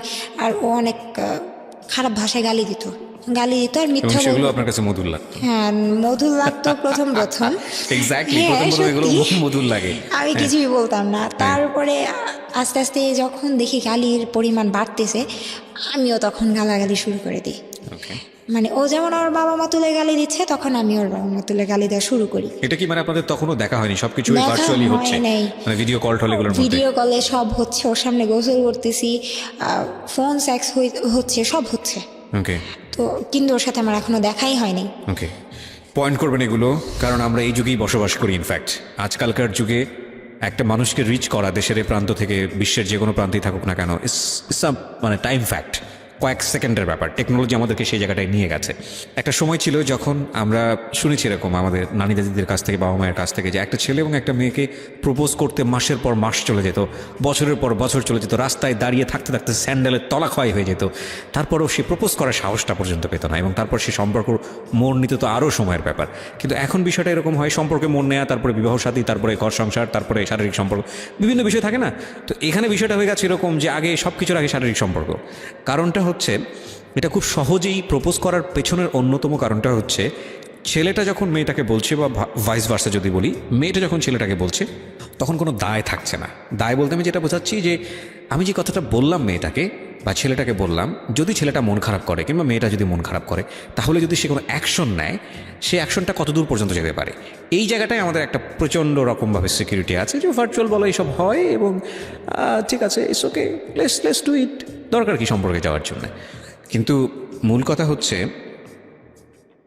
একবার যদি আপনি এই সব জায়গাতে ঢোকেন এবং সেটা যদি বিশ্বস্ততার সম্পর্ক না হয়, কিংবা বিশ্বস্ততার সম্পর্ক না হয়েও যদি এরকম বিষয় হয়, যদি লস হয় তাহলে দ্বিপাক্ষিকভাবেই লস হওয়ার সম্ভাবনা আছে, সেই জায়গাটাও যদি না হয়, তাহলে এটা অনেক বড় একটা বিপদের কারণ হতে পারে। আমরা এ কথা বললেও যে কালকে থেকে এইসব সব কিছু বন্ধ হয়ে যাবে ইন্টারনেটের দুনিয়াতে, এটা আমি বিশ্বাস করি না। তবে কিছু মানুষ সতর্ক হবে, আর আজকের এই গল্পটা শুনলে অনেকেই সতর্ক হবে, এবং শুধু সতর্ক না, ভয়ানকভাবে সতর্ক হবে সামনের দিকে আগে। তারপর আমি দুজন এত রাগারাগি, এত গালাগালির মধ্যে পরে হঠাৎ করে কি নিয়ে যেন অনেক বড় একটা ঝগড়া হয়। তো ওরে আমি বলতেছি, দেখ আমি কিন্তু সুইসাইড করব। বলতেছে, আর আমি একটু বলি যে আমার রুমটা ছিল, বাড়িটা ছিল ডুপ্লেক্সের নিচতলাতে ছিল বসার রুম, দোতলাতে ছিল শোয়ার রুম, আর দোতলার সাইডে আরেকটা মানে আলাদা করে ছাদের মতো করা, যেখানে সাইডে বাগান করা, আর আমার রুমটা ছিল তার পাশেই। মানে বাড়িটার মেট হিসেবে ছিলেন, মানে সার্ভিস দিতেন। তো আমার ওই সাইড, আমার রুমটা এমন একটা সাইডে ছিল, প্লাস আমার রুমের বাইরে যে মেন গেটটা থাই গ্লাস লাগানো ছিল, যে আমি যদি এখানে চিৎকার করে মরেও যাই, আমার পাশের রুমের কেউ শুনবে না, একটু দূরেতে ছিল রুমগুলো। তো ওরে আমি বলতেছি যে দেখো, বাড়িটা কি একজনেরই ছিল? হ্যাঁ, একজনেরই ছিল। মালিক কি করতেন বাড়ির? মালিক লয়ার, আইনজীবী ছিলেন। হ্যাঁ। ওকে। তো ওরে আমি বলতেছি, দেখো আমি এখানে একা একা থাকি, আমার ফ্যামিলি ছাড়া থাকি, এমনিতেই মানসিক একটা চাপ আমার ভিতরে, আর আমি বাবা মা ছাড়া কখনো থাকি না, এখানে থাকি। তোমাকে নিয়ে আমি হয়তো বা ভালো আছি, বাট তুমি এমন কিছু করো না যাতে আমার উল্টাপাল্টা আমার মরে যেতে ইচ্ছা করে। ওকে। তো ওরে আমি বলতেছি, ও আমাকে তুই করে বলতেছে, আমি তুই করে বলতেছি, আমি দেখ আমি কিন্তু মরে যাব। বলতেছে যে যা, তাতে আমার কি? বলছে সত্যি কিন্তু। পরে বলতেছে যে হ্যাঁ মরে যাবি, কী করবি? আমি গলায় দড়ি দিব। পরে বলতেছে আচ্ছা ঠিক আছে, গলায় দড়ি দিবি, পারলে আমার সামনে দে, সব কিছু তো আমার সামনে করো, সেটা আমার সামনে কর। বলছি আচ্ছা ঠিক আছে করব। তো আমি নিচের কাজটা শেষ করে ম্যাডামকে বিদায় দিলাম, বললাম যে ম্যাডাম আমি এখন ঘুমাবো, আমার অনেক খারাপ লাগতেছে, আমি একটু যাই, শরীরটা খারাপ। বলতেছে আচ্ছা ঠিক আছে চলে যাও। এগুলো কি আপনি আরবিতে বলতেন? হ্যাঁ, সম্পূর্ণ আরবিতে। আমি এখনও পুরো সম্পূর্ণ আরবিতে কথা বললে হয়তো কেউ বুঝবেই না, আমি বাঙালি না, আরবিয়ান। ওরে বাবা, এগুলো শিখেছেন কিভাবে আপনি, কোত্থেকে? জানি না, আমি মানে আমার মানে কোনো কিছু শুনলে, কোনো কিছু দেখলে খুব সহজেই এটা আমি আয়ত্তে আনতে পারি। তারপর ম্যাডামকে বললাম, বলার পর এখন ম্যাডাম বলতেছে যে তোমার মুখটা এমন লাগতেছে কেন, তুমি কি দেশে কথা বলছো, তোমাকে দেশে টাকা পাঠানো লাগবে? না আমার টাকা পাঠানো লাগবে না। তো আরবিতে কথাটা বলার পরে আমি বলছি আমি যদি না থাকি আমি টাকা দিয়ে কী করবো? বাংলায় বলছি কথাটা, আরবিতে ওইটা বলার পর বাংলায় এটা বলছি। তো ম্যাডাম বলতেছে এই তুমি বাংলায় কি বললা, তুমি কি আমার গালি দিলা? তো বলতেছি যে ম্যাডাম আমি আপনাকে অনেক লাভ করি। ম্যাডাম আমাকে অনেক আদর করতো, কারণ দেখা গেছে আমি যখন ফ্রি টাইম থাকতো কাজের তখন আমি ম্যাডামের পাশে বসে থাকতাম। মানে আমার মায়ের মতো আমার মাকে কোনোদিন এতটা সেবা করিনি যতটা ওনাকে করছি। আর আমি ওনাকে অনেক জ্বালাতাম, মানে ওনার ছেলে মেয়ে যেভাবে জ্বালাতো আমিও জ্বালাতাম। তো উনি বলতো যে আমার 3টা না 4টা ছেলে মেয়ে, 2 মেয়ে 2 ছেলে। তো উনি বলতেছে তুমি আমার গালি দিলা? বলছে আমার এত বড় সাহস আছে আমি আপনাকে গালি দিব? বলতেছে আচ্ছা ঠিক আছে যাও ঘুমাও। তারপর আমি বিদায় টিদায় দিয়ে ঘুমাতে গেলাম। তো তখন আমি বলতেছি, তখনও কিন্তু লাইনে অডিও কলে, মানে যখন সামনে কেউ থাকে তখন অডিও কলে থাকে, আর আমি যখন একা থাকি তখন ভিডিও কলে। এখন কি অবস্থা আছে? আপনার ফোনে কি আছো? না না, ওকে ফাইন। ফোন অফ হয়ে গেছে। তো তারপর আমি উপরে যাওয়ার পর মানে ম্যাডাম বুঝতে পারছিল হয়তোবা যে আমার মন খারাপ। তো আমি উপরে যাওয়ার 5 মিনিট পরে উনি আমার পিছিয়ে পিছিয়ে যায় আর আমার মেন গেটের দরজাটা নক করে। আমি বলছি আপনি কেন আসছেন? আমি গেট বন্ধ করে দিলাম, আমি তো ঘুমাবো। বলতেছে যে আচ্ছা তুই গেটটা খোলা রেখে ঘুমা, তোর ঘরের গেট লাগা কিন্তু এটা খোলা রাখ। কিন্তু আমি আমার রুমের গেট কখনো বন্ধ করতাম না, কারণ আমার রুমের গেট একটু সমস্যা হতো, বন্ধ হতো না, এই জন্য মেন গেটটা বন্ধ করে ঘুমাতাম। তো আমি বলতেছি ম্যাডাম কী করবেন আপনি?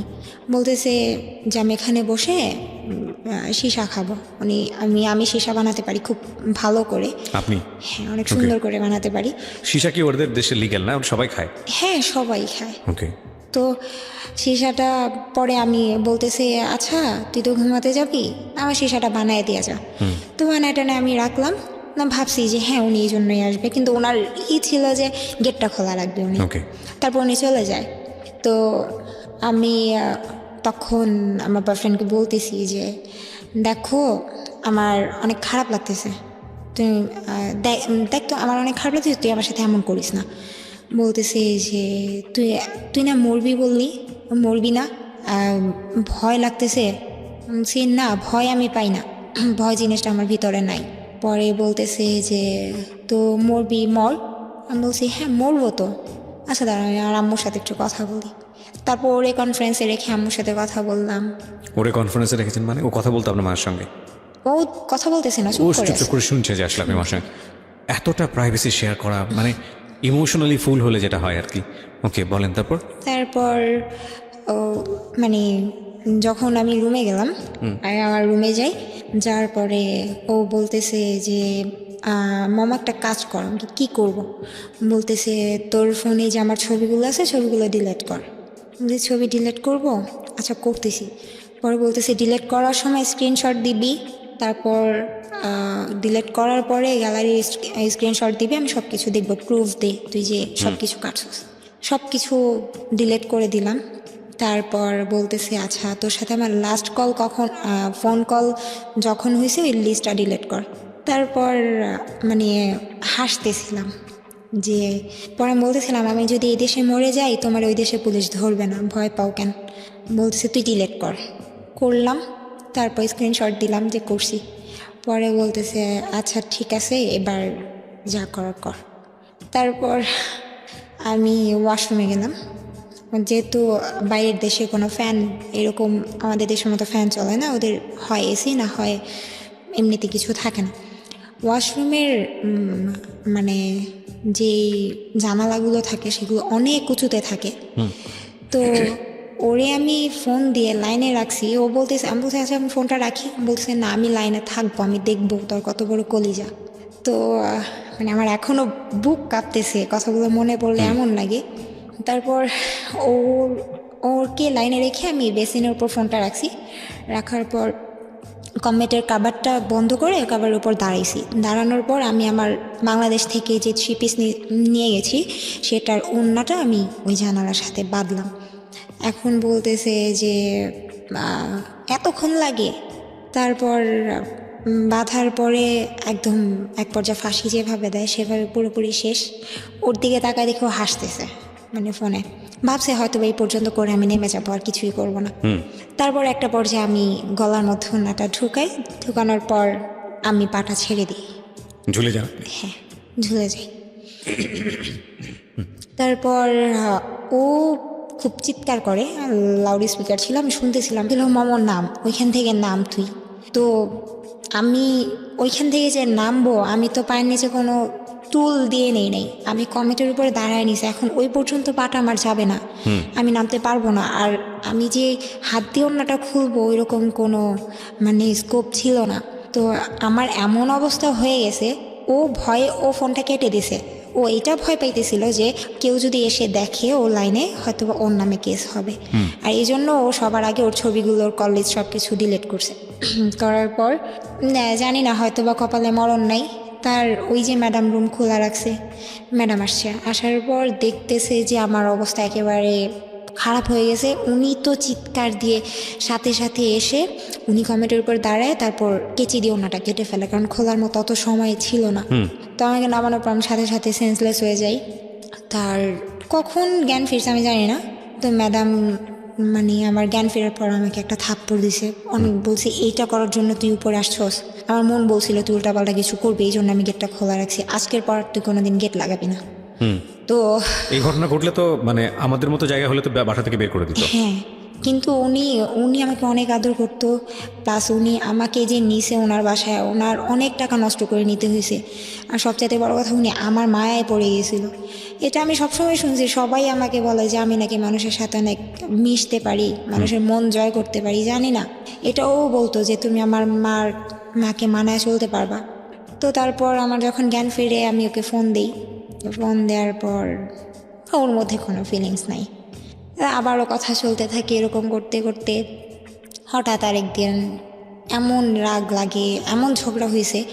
আবার একদিন মানে এই ভালো চলতেছে, 24 আওয়ার্স আমার সাথে থাকতেছে, সব কিছু হচ্ছে, এর মধ্যে আবার এমন ঝগড়া হয়। আমি বলছি দেখ আমি কিন্তু আবার মারা যাবো, আবার সুইসাইড করবো। বলতেছে কয়বার করবি, কর না, তোর তো কিছু হয় না, তুই মরবি না। যে দেখো বেশি ভালো হবে না কিন্তু। পরে বলতেছে আচ্ছা তুই কী করবি কর।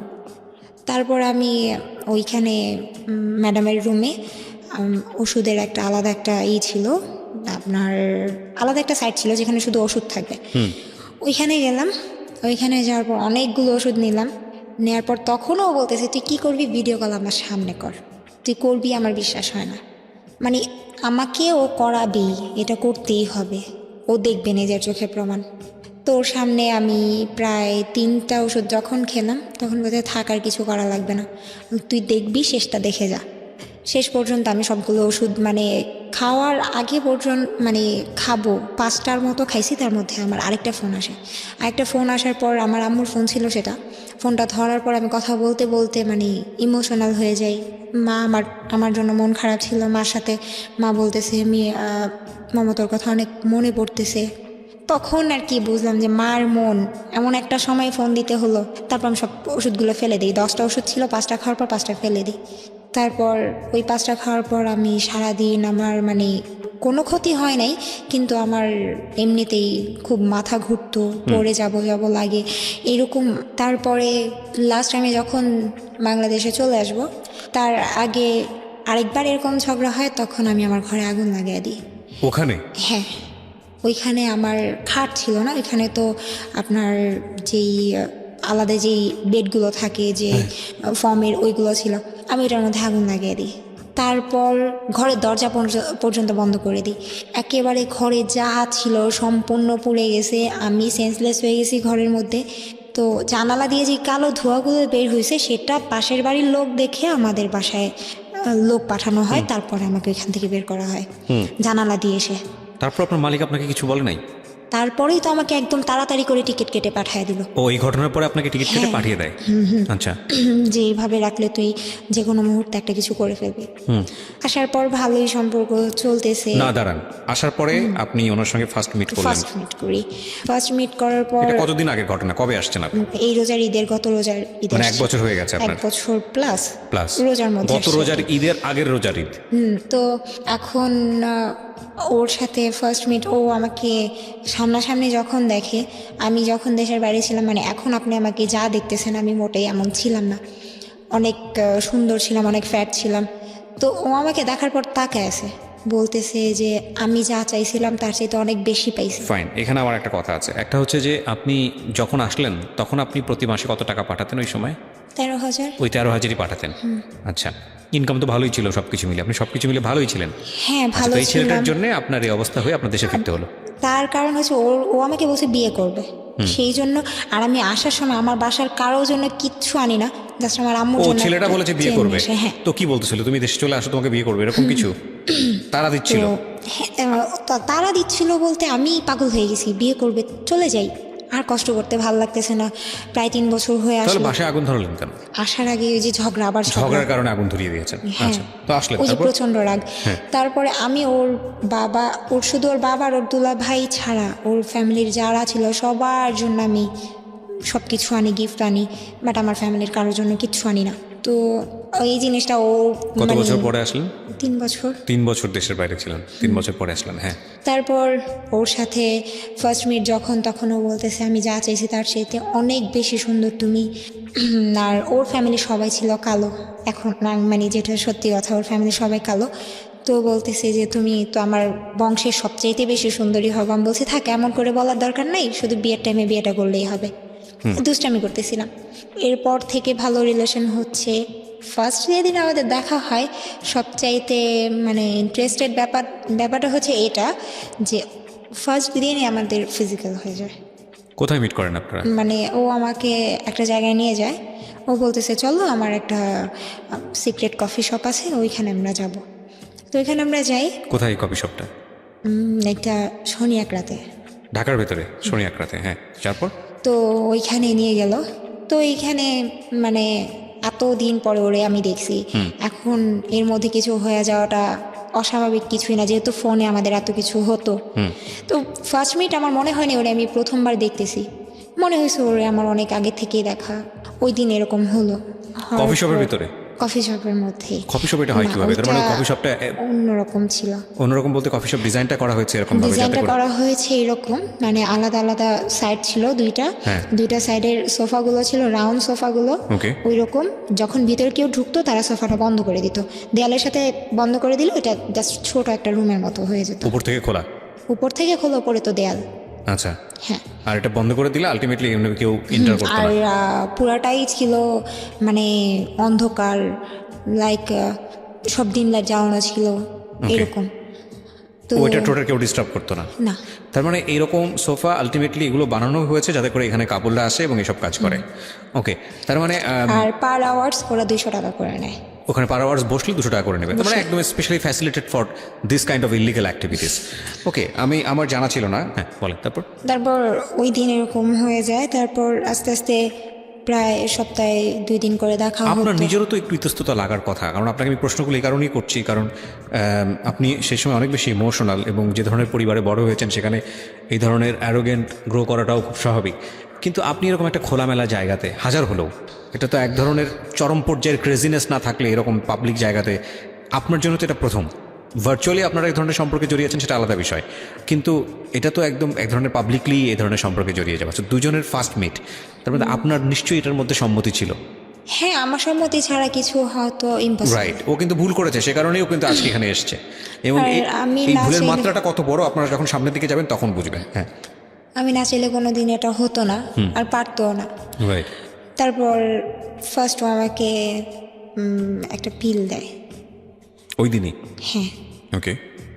তো আমি ওই পিলটা নেওয়ার পর আমার খুব মানে কেমন যেন লাগে, আমি এটা মানে আমার শরীরে এটা শুট করে না। আপনারা তো কেমন বিয়ে যেন করার জন্য হয়। এসেছিলেন, তো বিয়ে করার জন্য আসলে বিয়েটা সময় করতেন? নিচ্ছে, করবে। তো তারপর ঈদ ছিল, ঈদের এইরকম একটা কাহিনী ঘটে রমজানের মধ্যে, তাও আবার ও রমজানের মধ্যে? রমজানের মধ্যে এরকম একটা খারাপ একটা ব্যাপার ঘটে যায়। তারপর ঈদের 2 দিন পর আমরা আমি বাসায় জানানো হয় যে আমি কক্সবাজার যাব ফ্রেন্ডদের সাথে। তো ওর ফ্রেন্ডদের আগেই পাঠায় দেয়, ও বলে যে আমরা ওর ফ্রেন্ড নিয়ে যাচ্ছি। ওর ফ্রেন্ডরা ওর আগে থেকেই হোটেলে রুম বুক করে রাখে। তো আমরা এখানে গিয়ে উঠি, বাসের মধ্যেও ঝগড়া লেগে গেছে, এরকমই হয়। তো আমার মন খারাপ। আমরা ওইখানে যাওয়ার পর মানে এমন একটা অবস্থা হয়েছে, মানে ও যে এতটা পাগল, আমি রুমে ঢুকতে দেরি, এতটা জার্নি করে আসছি, ওর আমার উপরে ছাপায় পড়তে দেরি নেই। এক কথায় না বললে পারলাম না। মানে আলটিমেটলি বিষয়টা ছিল এরকম যে আপনারা ওখানে গিয়ে পার্সোনালি টাইম পাস করবেন। হ্যাঁ। ওকে, তো কাজ আপনি করবো। ওকে। তো ওইখানে গেলাম, রোজ একটা না মনে হয় 3 দিন ছিলাম, রোজই মনে হয় মানে ওই ঝগড়াটাই হচ্ছে বেশি। কাছাকাছি থেকে ঝগড়া হচ্ছে? ঝগড়াও হচ্ছে। কিসের ঝগড়া ছিল? কি বিষয়ে ঝগড়া হতো? হ্যাঁ, ছোটোখাটো ব্যাপার নিয়ে ঝগড়া লেগে যাচ্ছে, আচ্ছা, কথাই মিলছে না।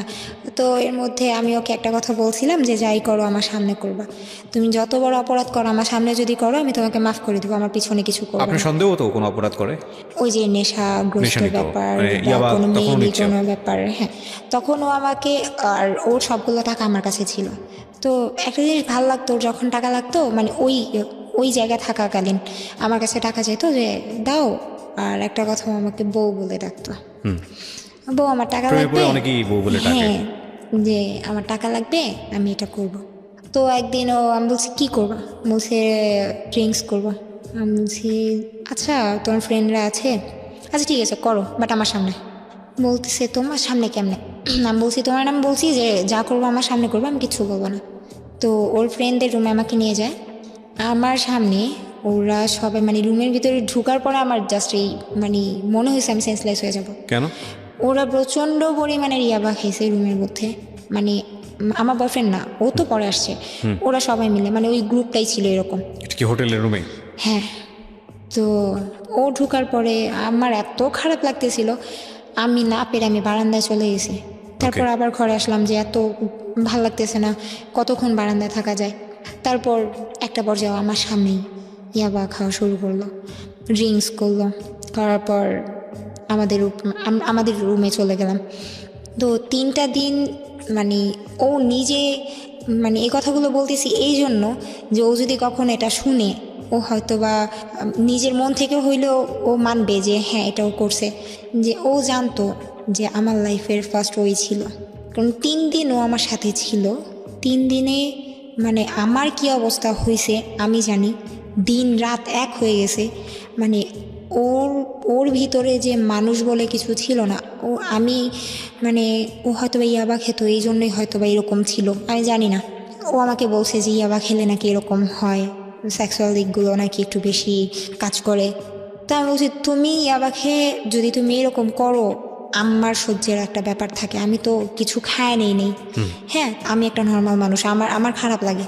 তো ও কিছু মানতো না, ওর মতো ও করতো। তো একটানা 3 দিন এরকম, তারপর আমি প্রায় সিক হয়ে যাই, এরকম অবস্থা।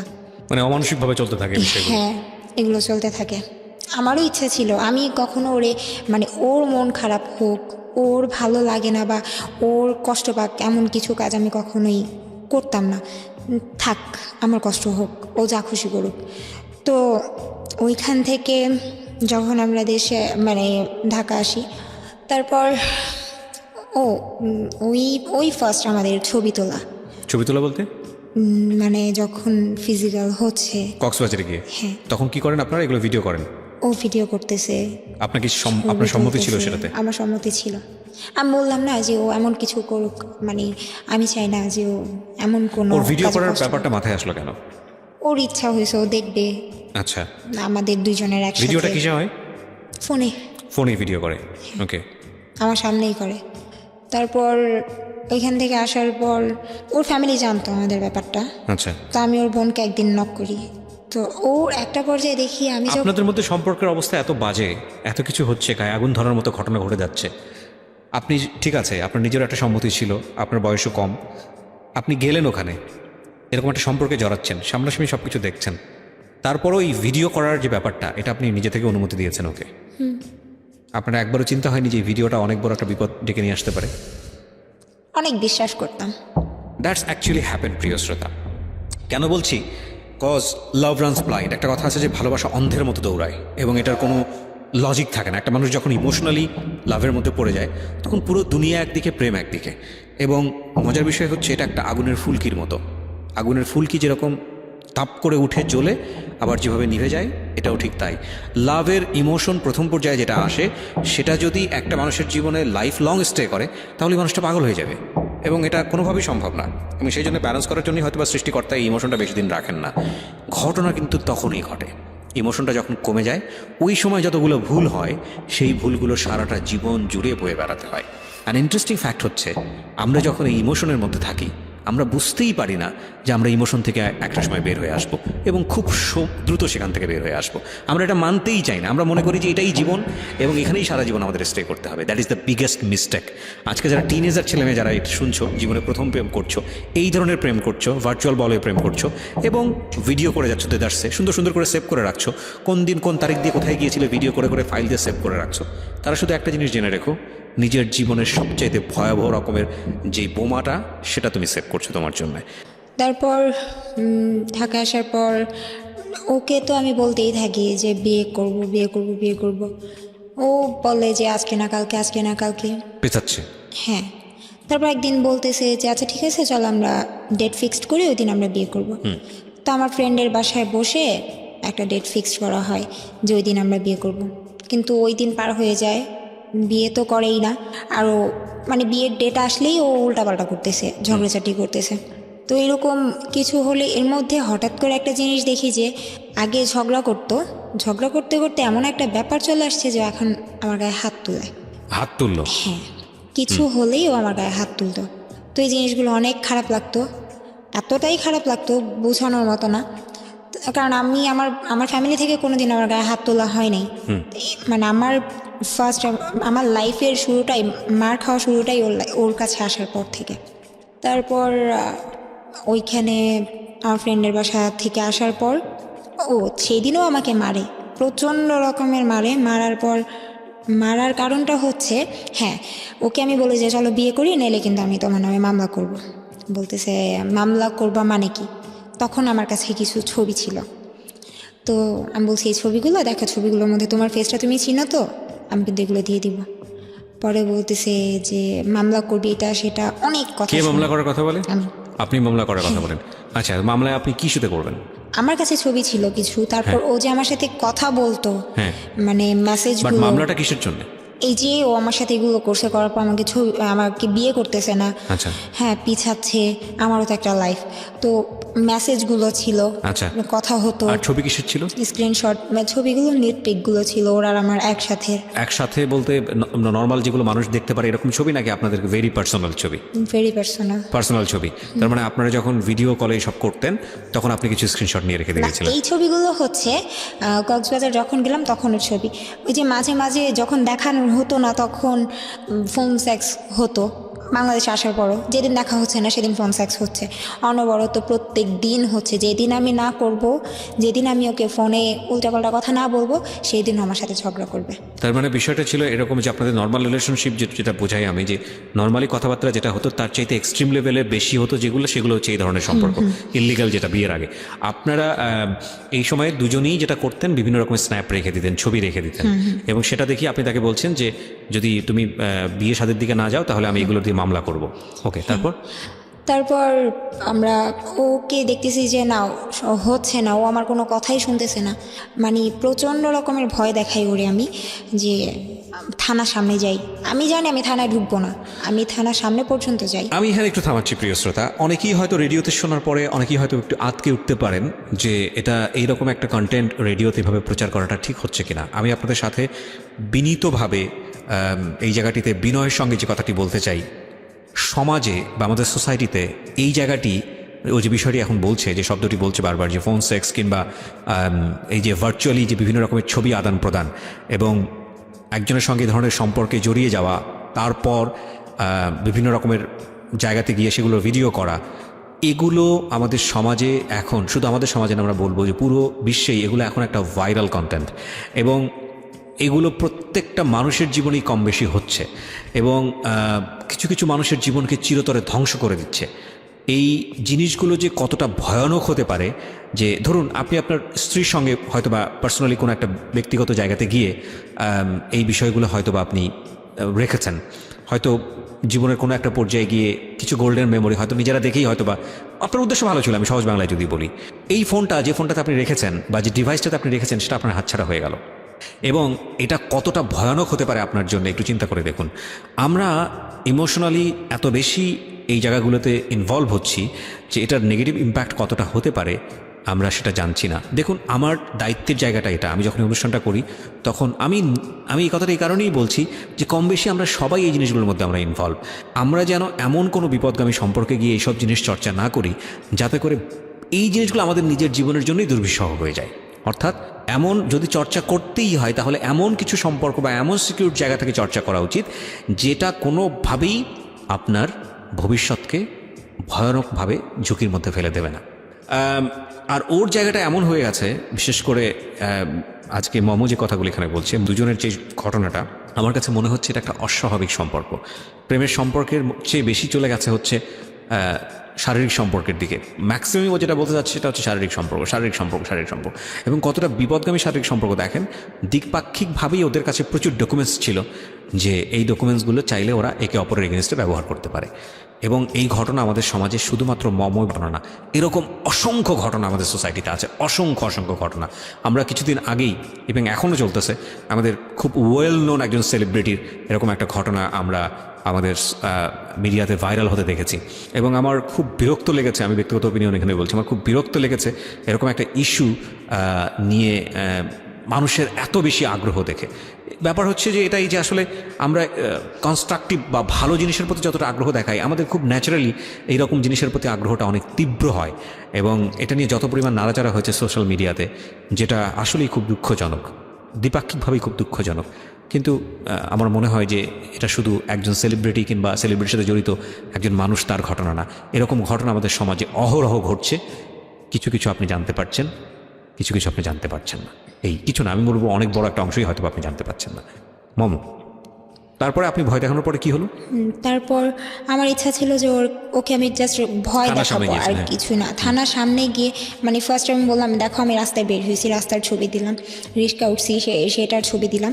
তারপর থানার গেটের ছবিটা দিয়ে বললাম দেখো আমি কিন্তু থানায় ঢুকতেছি। তখন ও প্রচণ্ড পরিমাণের ভয় পায়। ভয় পাওয়ার পর আমার কাছে অনেক মাফ চায়, আর মাফ চাওয়ার পর বলো যে তুমি যা চাইবা তাই হবে। আচ্ছা ঠিক মানে আছে, বিয়ে করবো? হ্যাঁ ওকে। বিয়ে করবে। তারপর আমি বাসা চলে আসলাম। তখন আমি বলছি যে দেখো আমি যেতাম না থানায়, আমি আসলে তোমাকে ভয় দেখানোর জন্য করছি। ও বলতেছে যে যাই হোক বিয়ে করব, আচ্ছা ঠিক আছে চলো আসো আজকেই বিয়ে করবো। ঠিক কি? পরে বলতেছে হ্যাঁ। আমার মাথায় এতটুকু ঢুকে নাই যে আমি আমার ফোনটা সাথে নিয়ে যাচ্ছি। তো ও, আমরা বুঝে গেছি। হ্যাঁ বলুন। আমাকেও নিয়ে গেল। ও আমাকে বলতেছে আজকে তুমি না নৌকায় ঘুরতে অনেক পছন্দ করো, চলো নৌকায় ঘুরবো। তো নৌকা এমন একটা জায়গায়, যে জায়গায় মানে মানুষ খুন করে ফেললেও লাইক একটা ছড়ের মতো। হ্যাঁ। তো আমাকে ফার্স্টে ওইখানে নিয়ে গেল।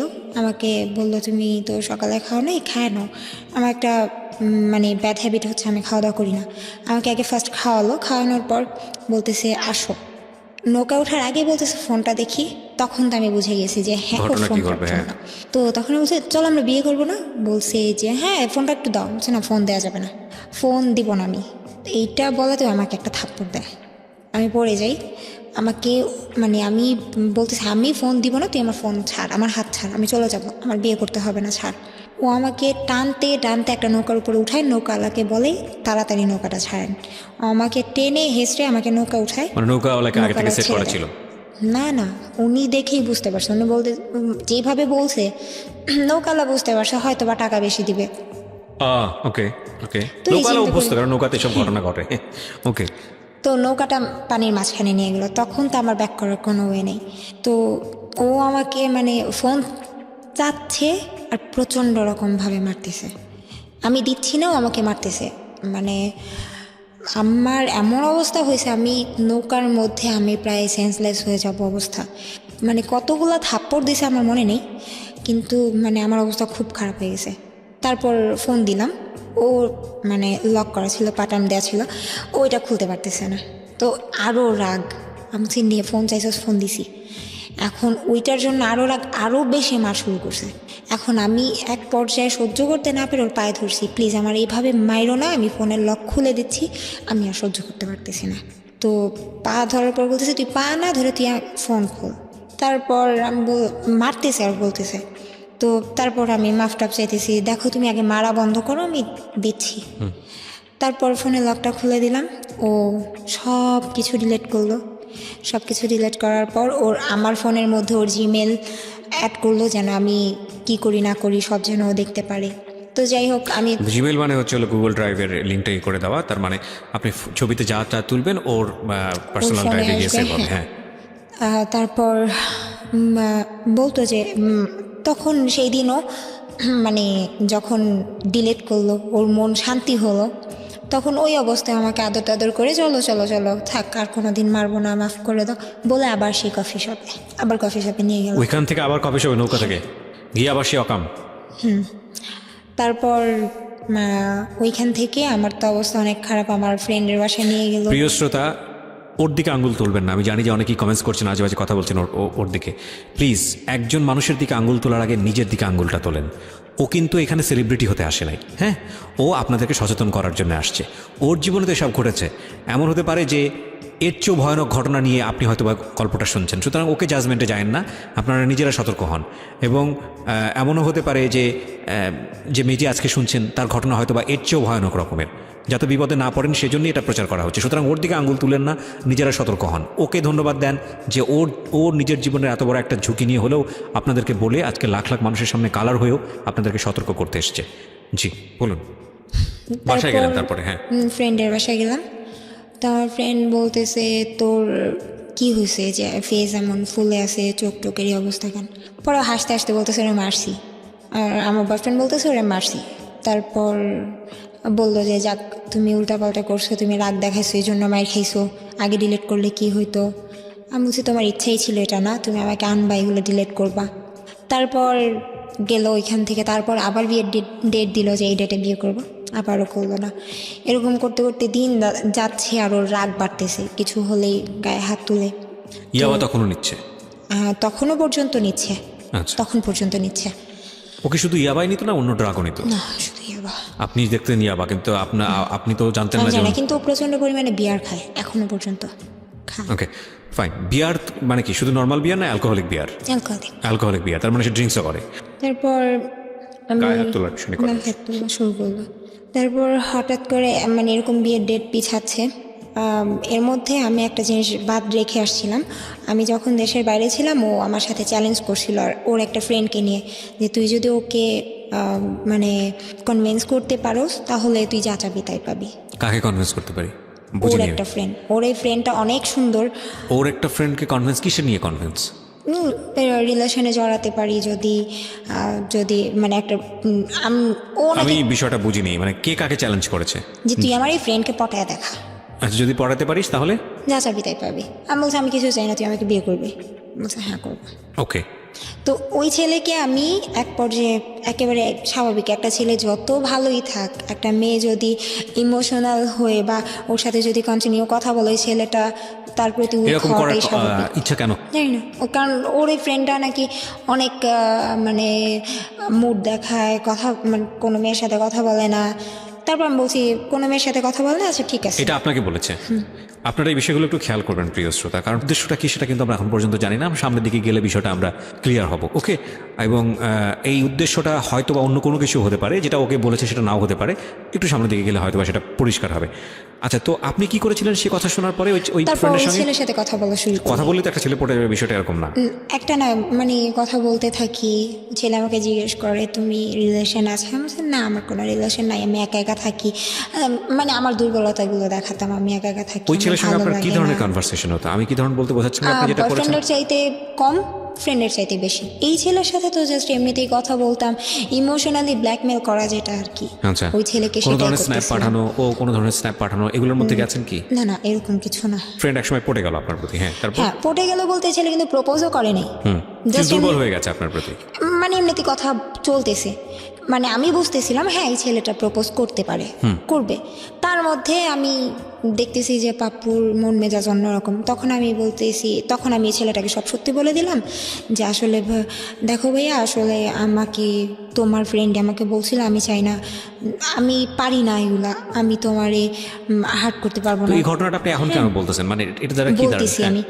তো তারপর ওই যে কেন আমি ওর সাথে কথা বললাম এইটা ওর মাথায় ছিল। হ্যাঁ, এখন আমি যখন ওই যে দেশের বাইরে থেকে যখন আসলাম তখন একদিন ওর ফ্রেন্ডদের সাথে আমাকে পরিচয় করায় দিতেছে, ফ্রেন্ডের সাথে রাস্তায় দেখা হয়েছে। তো এই ফ্রেন্ডের সাথে দেখা হয়, যেই ফ্রেন্ডের সাথে আমি ফোনে কথা বলছি। তো এই ফ্রেন্ডের সাথে দেখা হয়, সেদিন ওই ফ্রেন্ডের নাকি বার্থডে ছিল। তো আমি জাস্ট বলছি ভাইয়া হ্যাপি বার্থডে টু ইউ। এটা আমি কেন বললাম, মানে এই ছেলের সাথে আমার ফোনে আগে কথা হয়েছিল, এই ছেলের সাথে আমি কেন কথা বলবো, এইটা বলছি এই জন্য, এই কথাটা বলার জন্য ও আমাকে যে কি করলো, সবার সামনে অপমান করলো, সবার সামনে, ওই ছেলের সামনেই? সবার সামনে। ছেলেদের সাথে কথা না বললে তোর ভাল লাগে না, এইটা সেটা। আমি খারাপ কি করলাম? ক্রেজি ছিল, এবং এটা খুব স্বাভাবিক যে ও যে ধরনের ড্রাগ নিত এবং যেভাবে ওর লাইফস্টাইল ছিল, সেখানে হয়তো এই বিষয়গুলো খুব স্বাভাবিক। একজন ড্রাগ অ্যাডিক্ট মানুষের সঙ্গে আসলে তার কাছ থেকে খুব নর্মাল আচরণ আশা করাটা খুব অপ্রত্যাশিত। তবে এটাও ঠিক যে ড্রাগ না নিয়েও মানুষ অনেক সময় খুব অ্যাবনর্মাল অ্যাটিটিউড করে, সেটার পেছনে অবশ্য অনেক কারণ থাকে। যাই হোক, তারপর মানে আমি কান্না করতে করতে এখান থেকে সরে আসছি, কারণ ওই অপমানগুলো নিতে পারতেছিলাম না এতগুলো ছেলের সামনে। তারপর এরকম কিছুদিন পর পর মার চলতে থাকে, মারামারি।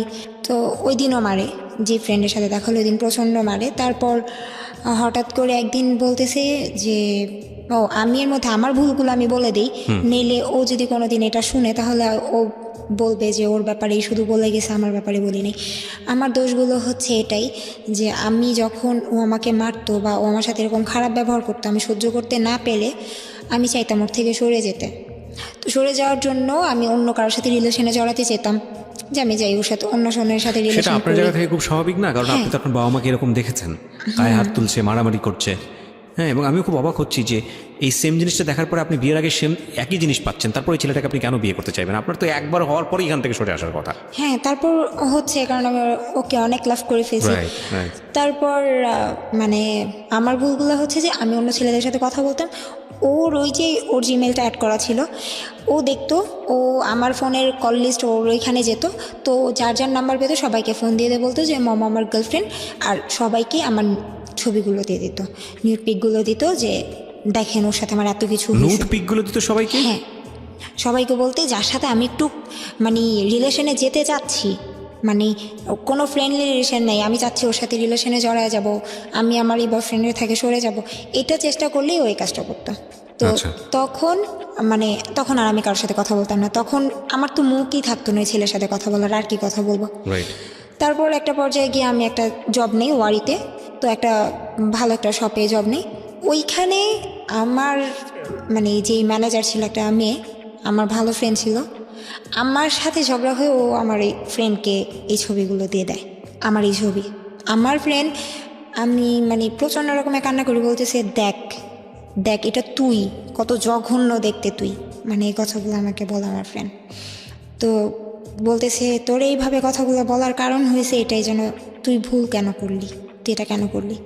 তো তখন আমি ওরে বলছিলাম, আচ্ছা তুমি যে কাজটা করছো, একটা মেয়ে আর একটা মেয়ের সুখ কখনো দেখতে পারে না, আজকে না হোক কালকে যদি ওর সাথে আমার ঝগড়া হয় আর ওর যদি এটা দিয়ে আমার সাথে ব্ল্যাকমেল করে, ঠিক তার কিছুদিন পরে মেয়ের সাথে আমার ঝগড়া হয়েছে, ওই মেয়েটা আমাকে বলতেছে তোর এগুলো আছে, তোর কি মনে আছে? আমার কাছে কিন্তু আছে, আমি এগুলো দিয়ে কিন্তু তোর অনেক ক্ষতি করতে পারি। আমার আর কিচ্ছু বলার ছিল না, আমি মাথা নত করে ওইখান থেকে চাকরি ছেড়ে চলে আসছি। তো একটা ছেলের সাথে আমি রিলেশন করতে চাই, এরকম ওর থেকে আমি সরে যাব। তো একদিন আমার মনে আছে, সত্যি কথা, আমি ওই ছেলের সাথে রিস্কায় বসছিলাম, হাত ধরেই বসেছিলাম। রিস্কায় বসছিলাম বলতে আমি রিস্কা উঠতে পারি না, এখনও পর্যন্ত পারি না, আমার ভয় লাগে। তো আমি ছেলেটা হাত ধরে বসছিলাম, এটা ওকে আমি সত্যিটাই বলছি যে হ্যাঁ। তো এইটা জানার পর ওই ছেলেটাকেও আমার নিউড পিক দেওয়ার পর ওই ছেলে আমার এলাকায় এসে আমাকে থ্রেট দিয়ে যায় যে এই তুই কারে বিলিভ করছস, কোন ছেলের সাথে রিলেশন করছস, আজকে আমি যদি চাই তাহলে তোর এমন অবস্থা করব, তোর প্রস্টিটিউশন করা ছাড়ার কোনো উপায় থাকবে না। এই ছেলেটা এইভাবে আমাকে গালাগালি করে যায়, তুই খারাপ, এটা সেটা এগুলো বলে। তারপর এই ইম্প্যাক্টগুলো খেয়াল করবেন প্রিয় শ্রোতা, যে ও কী পরিমাণ একটা জায়গায় বন্দি হয়ে গেছে এবং ওকে এই ছবিগুলো দিয়ে কী পরিমাণ ব্ল্যাকমেল করা হচ্ছে। একটা হচ্ছে যে শাস্তি দেওয়া, আর একটা হচ্ছে পুরো জীবনটাকেই একটা খাঁচার মধ্যে বন্দি করে ফেলা, এবং সে কাজটা কিন্তু এই ছেলেটা ওকে করছে। এবং ও ইমোশনালি বারবার এই ছেলেটার কাছে ফিরে আসতেছে, কোনো উপায় নেই বলে। হ্যাঁ, উই পোকা যেরকম আগুন দেখে আগুনের উপর ঝাঁপায় পড়ে, তারপরে দুটো পাখা হারায় সুরসুর করে ওখান থেকে ফিরে আসে অথবা মারা যায়, ওর অবস্থা হয়েছে ঠিক সেরকম। বলেন তারপর ওর থেকেও সরে গেলাম। সরে যাওয়ার পর লাস্ট আমি একটা ছেলের সাথে রিলেশন করি, ওই ছেলেটা আমার সব জানতো, আমি ছেলেটাকে সব বলছি যে আমার এগুলো হয়েছে, ও আমার সাথে এরকম ব্যবহার করে, সব কিছু জানার পর ছেলেটা আমাকে প্রচণ্ড রকমের লাভ করে। তো এই ছেলেটা মানে সব জেনে শুনে ও আমাকে প্রেম করতে চায় না, আমাকে বিয়ে করতে চায়। তো একদিন ওর সাথে আমি মিট করার পর মানে সব কিছু বলার পর আমি অনেক কান্না করি, মানে কান্না পেয়ে যায়। তো ওই ছেলেটা আমাকে বলে যে আমি তোমার সাথে প্রেম করব না, আমি তোমাকে বিয়ে করব। তো সেই দিনের পরে আরেকদিন মিট হয়, তখন দুষ্টামি করতে করতে সত্যি কথা যেটা, আমি ওই ছেলের গালে একটা কিস করি। ছেলেটাই বলছিল ওর ফ্রেন্ডদের সামনে, ওর ফ্রেন্ডরা বলতেছিল আমার ভাবি, বলতেছিল তোর ভাবি হয় না, আমার বিশ্বাস হয় না এটা আমাদের ভাবি। পরে আমি বলছি কী করলে বিশ্বাস হবে, বলতেছে যে আচ্ছা তাহলে ওর ভাইকে একটা কিস করেন তাহলে বিশ্বাস হবে। তো আমি তখন ওর গালে একটা কিস করি, সেটাও আমি ওরে বলে দিয়েছি আমি না এটা করে ফেলছি, আমি এটা করছি। তো তখন এটা নিয়েও অনেক কাহিনী, ওই ছেলেকেও জানা তাই শোনায়, তো এগুলো চলতে থাকে। তো একটা পর্যায়ে হঠাৎ করে একদিন মানে বলতেছে ওর নামে নাকি কোন জায়গা নিয়ে মামলা হয়েছে, ও এখন পলাতক, যে আমি এখন পলাতক আছি, আমি কয়েকদিন ঢাকার বাইরে থাকবো, তুমি টেনশন করো না, আমি সুযোগ পেলে তোমাকে ফোন দিব। আমি তো কান্নাকাটি শুরু করে দিছি, আল্লাহ এটা কী হইলো। তো আমি বললাম যে কী এমন হলো যে তোমার পলাতক থাকতে হবে, বলতেছে আমি ঢাকাতেই থাকতে পারবো না। তো বললাম আচ্ছা ঠিক আছে থাকো, না ওর বাসা বাড়ি চিনতেন? ভালোভাবে থাকো। না বাসা বলতে ওর বাসা চিনতাম না, আচ্ছা। এমনিতে ওর জানতাম যে ওইখানে থাকে। তো ওর তারপর হঠাৎ করে মানে 2-3 দিন যায়, ফোন দেয় না। তারপর 2-3 দিন পর একদিন ফোন দিয়ে বলে যে মানে অনেক নীরব একটা বন্ধ একটা জায়গায় বসে বলে দেখো আমাকে আটকে রাখছে এখানে, এমন একটা অবস্থা, মানে পলাতক থাকতে হচ্ছে, আমাকে পুলিশ পাইলে নিয়ে যাবে। সে কেন, জায়গা নিয়ে কি হয়েছে আমাকে বলো। বলতেছে যে আসলে জায়গাটা যার থেকে নিয়েছে এটা নিয়ে একটু প্রবলেম হয়েছে। আচ্ছা ঠিক আছে। তারপরে একটানা 2 সপ্তাহের মতো কোনো নেই, খবর নাই, একেবারে টোটালি কথা বন্ধ। হঠাৎ একদিন এই কথা বন্ধের এই মাঝখানে হঠাৎ একদিন আমি খাওয়া দাওয়া করতেছি, মানে কেন জানি আমার খাবার নামতেছে না গলা দিয়ে, খেতেই পারতেছি না, এত খারাপ লাগতেছে, মানে বুঝাইতে পারবো না, কেমন যেন লাগতেছে। তোর ফোন দিতেছি, ফোন কোনোভাবেই পাচ্ছি না। তারপর আমি ওর ফ্রেন্ডের দোকান চিনতাম এলিফ্যান্ট রোডে, তো আমি ওর ফ্রেন্ডকে ফোন দিয়ে বললাম তার কিছুদিন পরে, মানে 2 সপ্তাহ যখন শেষ, বললাম যে আসলে আমি তোমার সাথে একটু দেখা করতে চাই। পরে বলতেছে আচ্ছা ঠিক আছে আসো। আমি ওর দোকানে গেলাম, বললাম যে তুমি একটু ওরে ফোন দিয়ে আসতে বলো, আমি আসছি, তুমি বইলো না। পরে বলতেছে আসতে বললে এখন তো পারবো না, আমার দোকান বন্ধ হলে তারপর আসতে বলবো, তুমি বসো। তো দোকান বন্ধ হতে তখনও 4-5 ঘন্টা বাকি, আমি একটানা 4-5 ঘন্টা বসে আছি ওইখানে। পাশে আবার ওর আরেক ফ্রেন্ডের দোকান ছিল, তো ও পাপ্পুকে ফোন দিয়ে বলতেছে যে তুই মানে ওই ফ্রেন্ডের দোকানে আয়। কোথায় দোকানগুলো? আমি আসতেছি এলিফ্যান্ট রোড। এলিফ্যান্ট রোডে কিসের দোকান? কম্পিউটারের। আচ্ছা, মানে আলটিমেটলি হচ্ছে ওদের ফ্রেন্ডদের হচ্ছে কম্পিউটারের দোকান। কম্পিউটারের দোকান ছিল। তো এখানে বসে আছি, এখন ও বলতেছে যে অনেক দিন যাবৎ কথা হয় না, এখন ও বলতেছে যে পাপু একটু তুই আয় দোকানে, আয় তোর সাথে দরকার আছে। তো অন্য একটা ফ্রেন্ডের দোকানে ও আসছে শুনলাম। তো এখন আমি এই ফ্রেন্ড যার কাছে আমি আসলাম, আমি তারে বলতেছি যে ও আসছে, বলতেছে চলো তুমি। তো আমাকে নিয়ে গেল, আমি মানে এতদিন যাবত যে কথা হচ্ছে না বা ঝগড়া হয়েছে, আমি সব কিছু ভুলে গিয়ে আমি দৌড় দিয়ে ওর সামনে যে বলতেছি তুমি আসছো। পরে আসছো বলে 2টা হাত আমি ধরছি, হাতটা ধরার পর আমি মানে দেখি যে ও 2 হাত ভর্তি মেহেদি দেওয়া। তো তখন আমি মানে কেন জানি নিজের মন থেকে হঠাৎ করে মুখ দিয়ে বলে ফেলছি তুমি বিয়ে করছো। বলতে চাইনি, কেন যেন বের হয়ে গেছে মুখ থেকে, অন্য কথাও তো বলতে পারতাম, বা বিয়ে ছাড়া কি মানুষ মেহেদি দেয় না, দিতেই পারে। আমার মুখ থেকে ওইটাই বেরিয়েছে। বলতেছে আরে বোকা, আমি তো আমার কাজিনদের বাসায় ছিলাম, আর কাজিনরা সবাই মেহেদি টেহেদি দিছে, এতদিন পর গেছি, আমাকেও জোর করে দিয়ে দিছে। আচ্ছা ভালো কথা দিছে। বলতেছে দেখো মেহেদি দিছি, তোমার নাম লেখা আছে হাতে। দেখলাম হ্যাঁ সত্যি আমার নাম দেয়াই আছে। তারপর অনেক খুশি হলাম যে যাক শেষ পর্যন্ত মিল হলো। হঠাৎ করে একদিন মানে ওর সাথে দেখা হয়েছে টিএসিতে, ওর সাথে দেখা হয়েছে, দেখি ওর হাতে একটা আংটি পরানো ছিল। বলছি তুমি তো আংটি পরো না, গোল্ডের, তাও আবার কিসের এটা? পরে বলতেছে না দুলাভাইয়ের আংটি, এটা আমি একটু পরে আসছি, মানে আমার মা তো সব স্বর্ণের জিনিসগুলো নামেছে, তো এটা একটু দেখলাম, দেখার পর আমি পড়ছি। আচ্ছা ঠিক আছে। সব কিছুই ঠিক আছে, কিন্তু আমার মন বলতেছিল ও বিয়ে করে ফেলছে। তারপর ও আমাকে বলে না, তো হঠাৎ করেই ও টিএসসিতে আমরা বসছি, বসার পর আমি কেন যেন বলছি, দেখো তো কয়টা বাজে। ওর ফোনটা বের করছে, বের করে জাস্ট ওই লক বাটনের চাপ দিছে দেখার জন্য কয়টা বাজে। আমি না কি দেখলাম, আমার মনে হলো যে ওর ফোনের মধ্যে ওয়ালপেপারে ছবি দেওয়া, সেটা হচ্ছে বিয়ের ছবি। দেখার পর মানে আমি ফোনটা একটু দেখি, ও দিবে না। আমি তো অনেক জোরাজোরি করে ফোনটা হাতে নিলাম, নেওয়ার পরে দেখতেছি যে ওর বিয়ের ছবি। তারপর ফোনটা বিয়ের ছবি বলতে? ও বিয়ে করছে, হ্যাঁ, সেটা কি কি ছবিতে কি ও ছিল? আর ওর ওয়াইফ। ওর ওয়াইফের ছবি, মানে একদম বিয়ের সাজগোজ সহ? ওকে। তারপর এটা কতদিন আগের ঘটনা এই বিয়ের ছবি? এটা দেখা 9 মাস। প্রায় 9 মাস। ওকে, তারপর? তারপর আমি ওর বিয়ের ছবি দেখলাম, দেখার পর মানে ওই মুহূর্তে কি করতেছিলেন আপনি দেখার ওই পর? মুহূর্তে তো আমি দাঁড়ায় ছিলাম। হঠাৎ করে দেখার পর মানে আমার অবস্থা এমন হয়েছে যে কথা বলার মতো ভাষা ছিল না, আমি সেন্সলেস হয়ে গেছি। তারপর ও আমাকে নিয়ে ঢাকা মেডিকেল ইমার্জেন্সিতে নিয়ে যায়। ডাক্তার বারবার বলতেছিল যে কে হয় নাকি?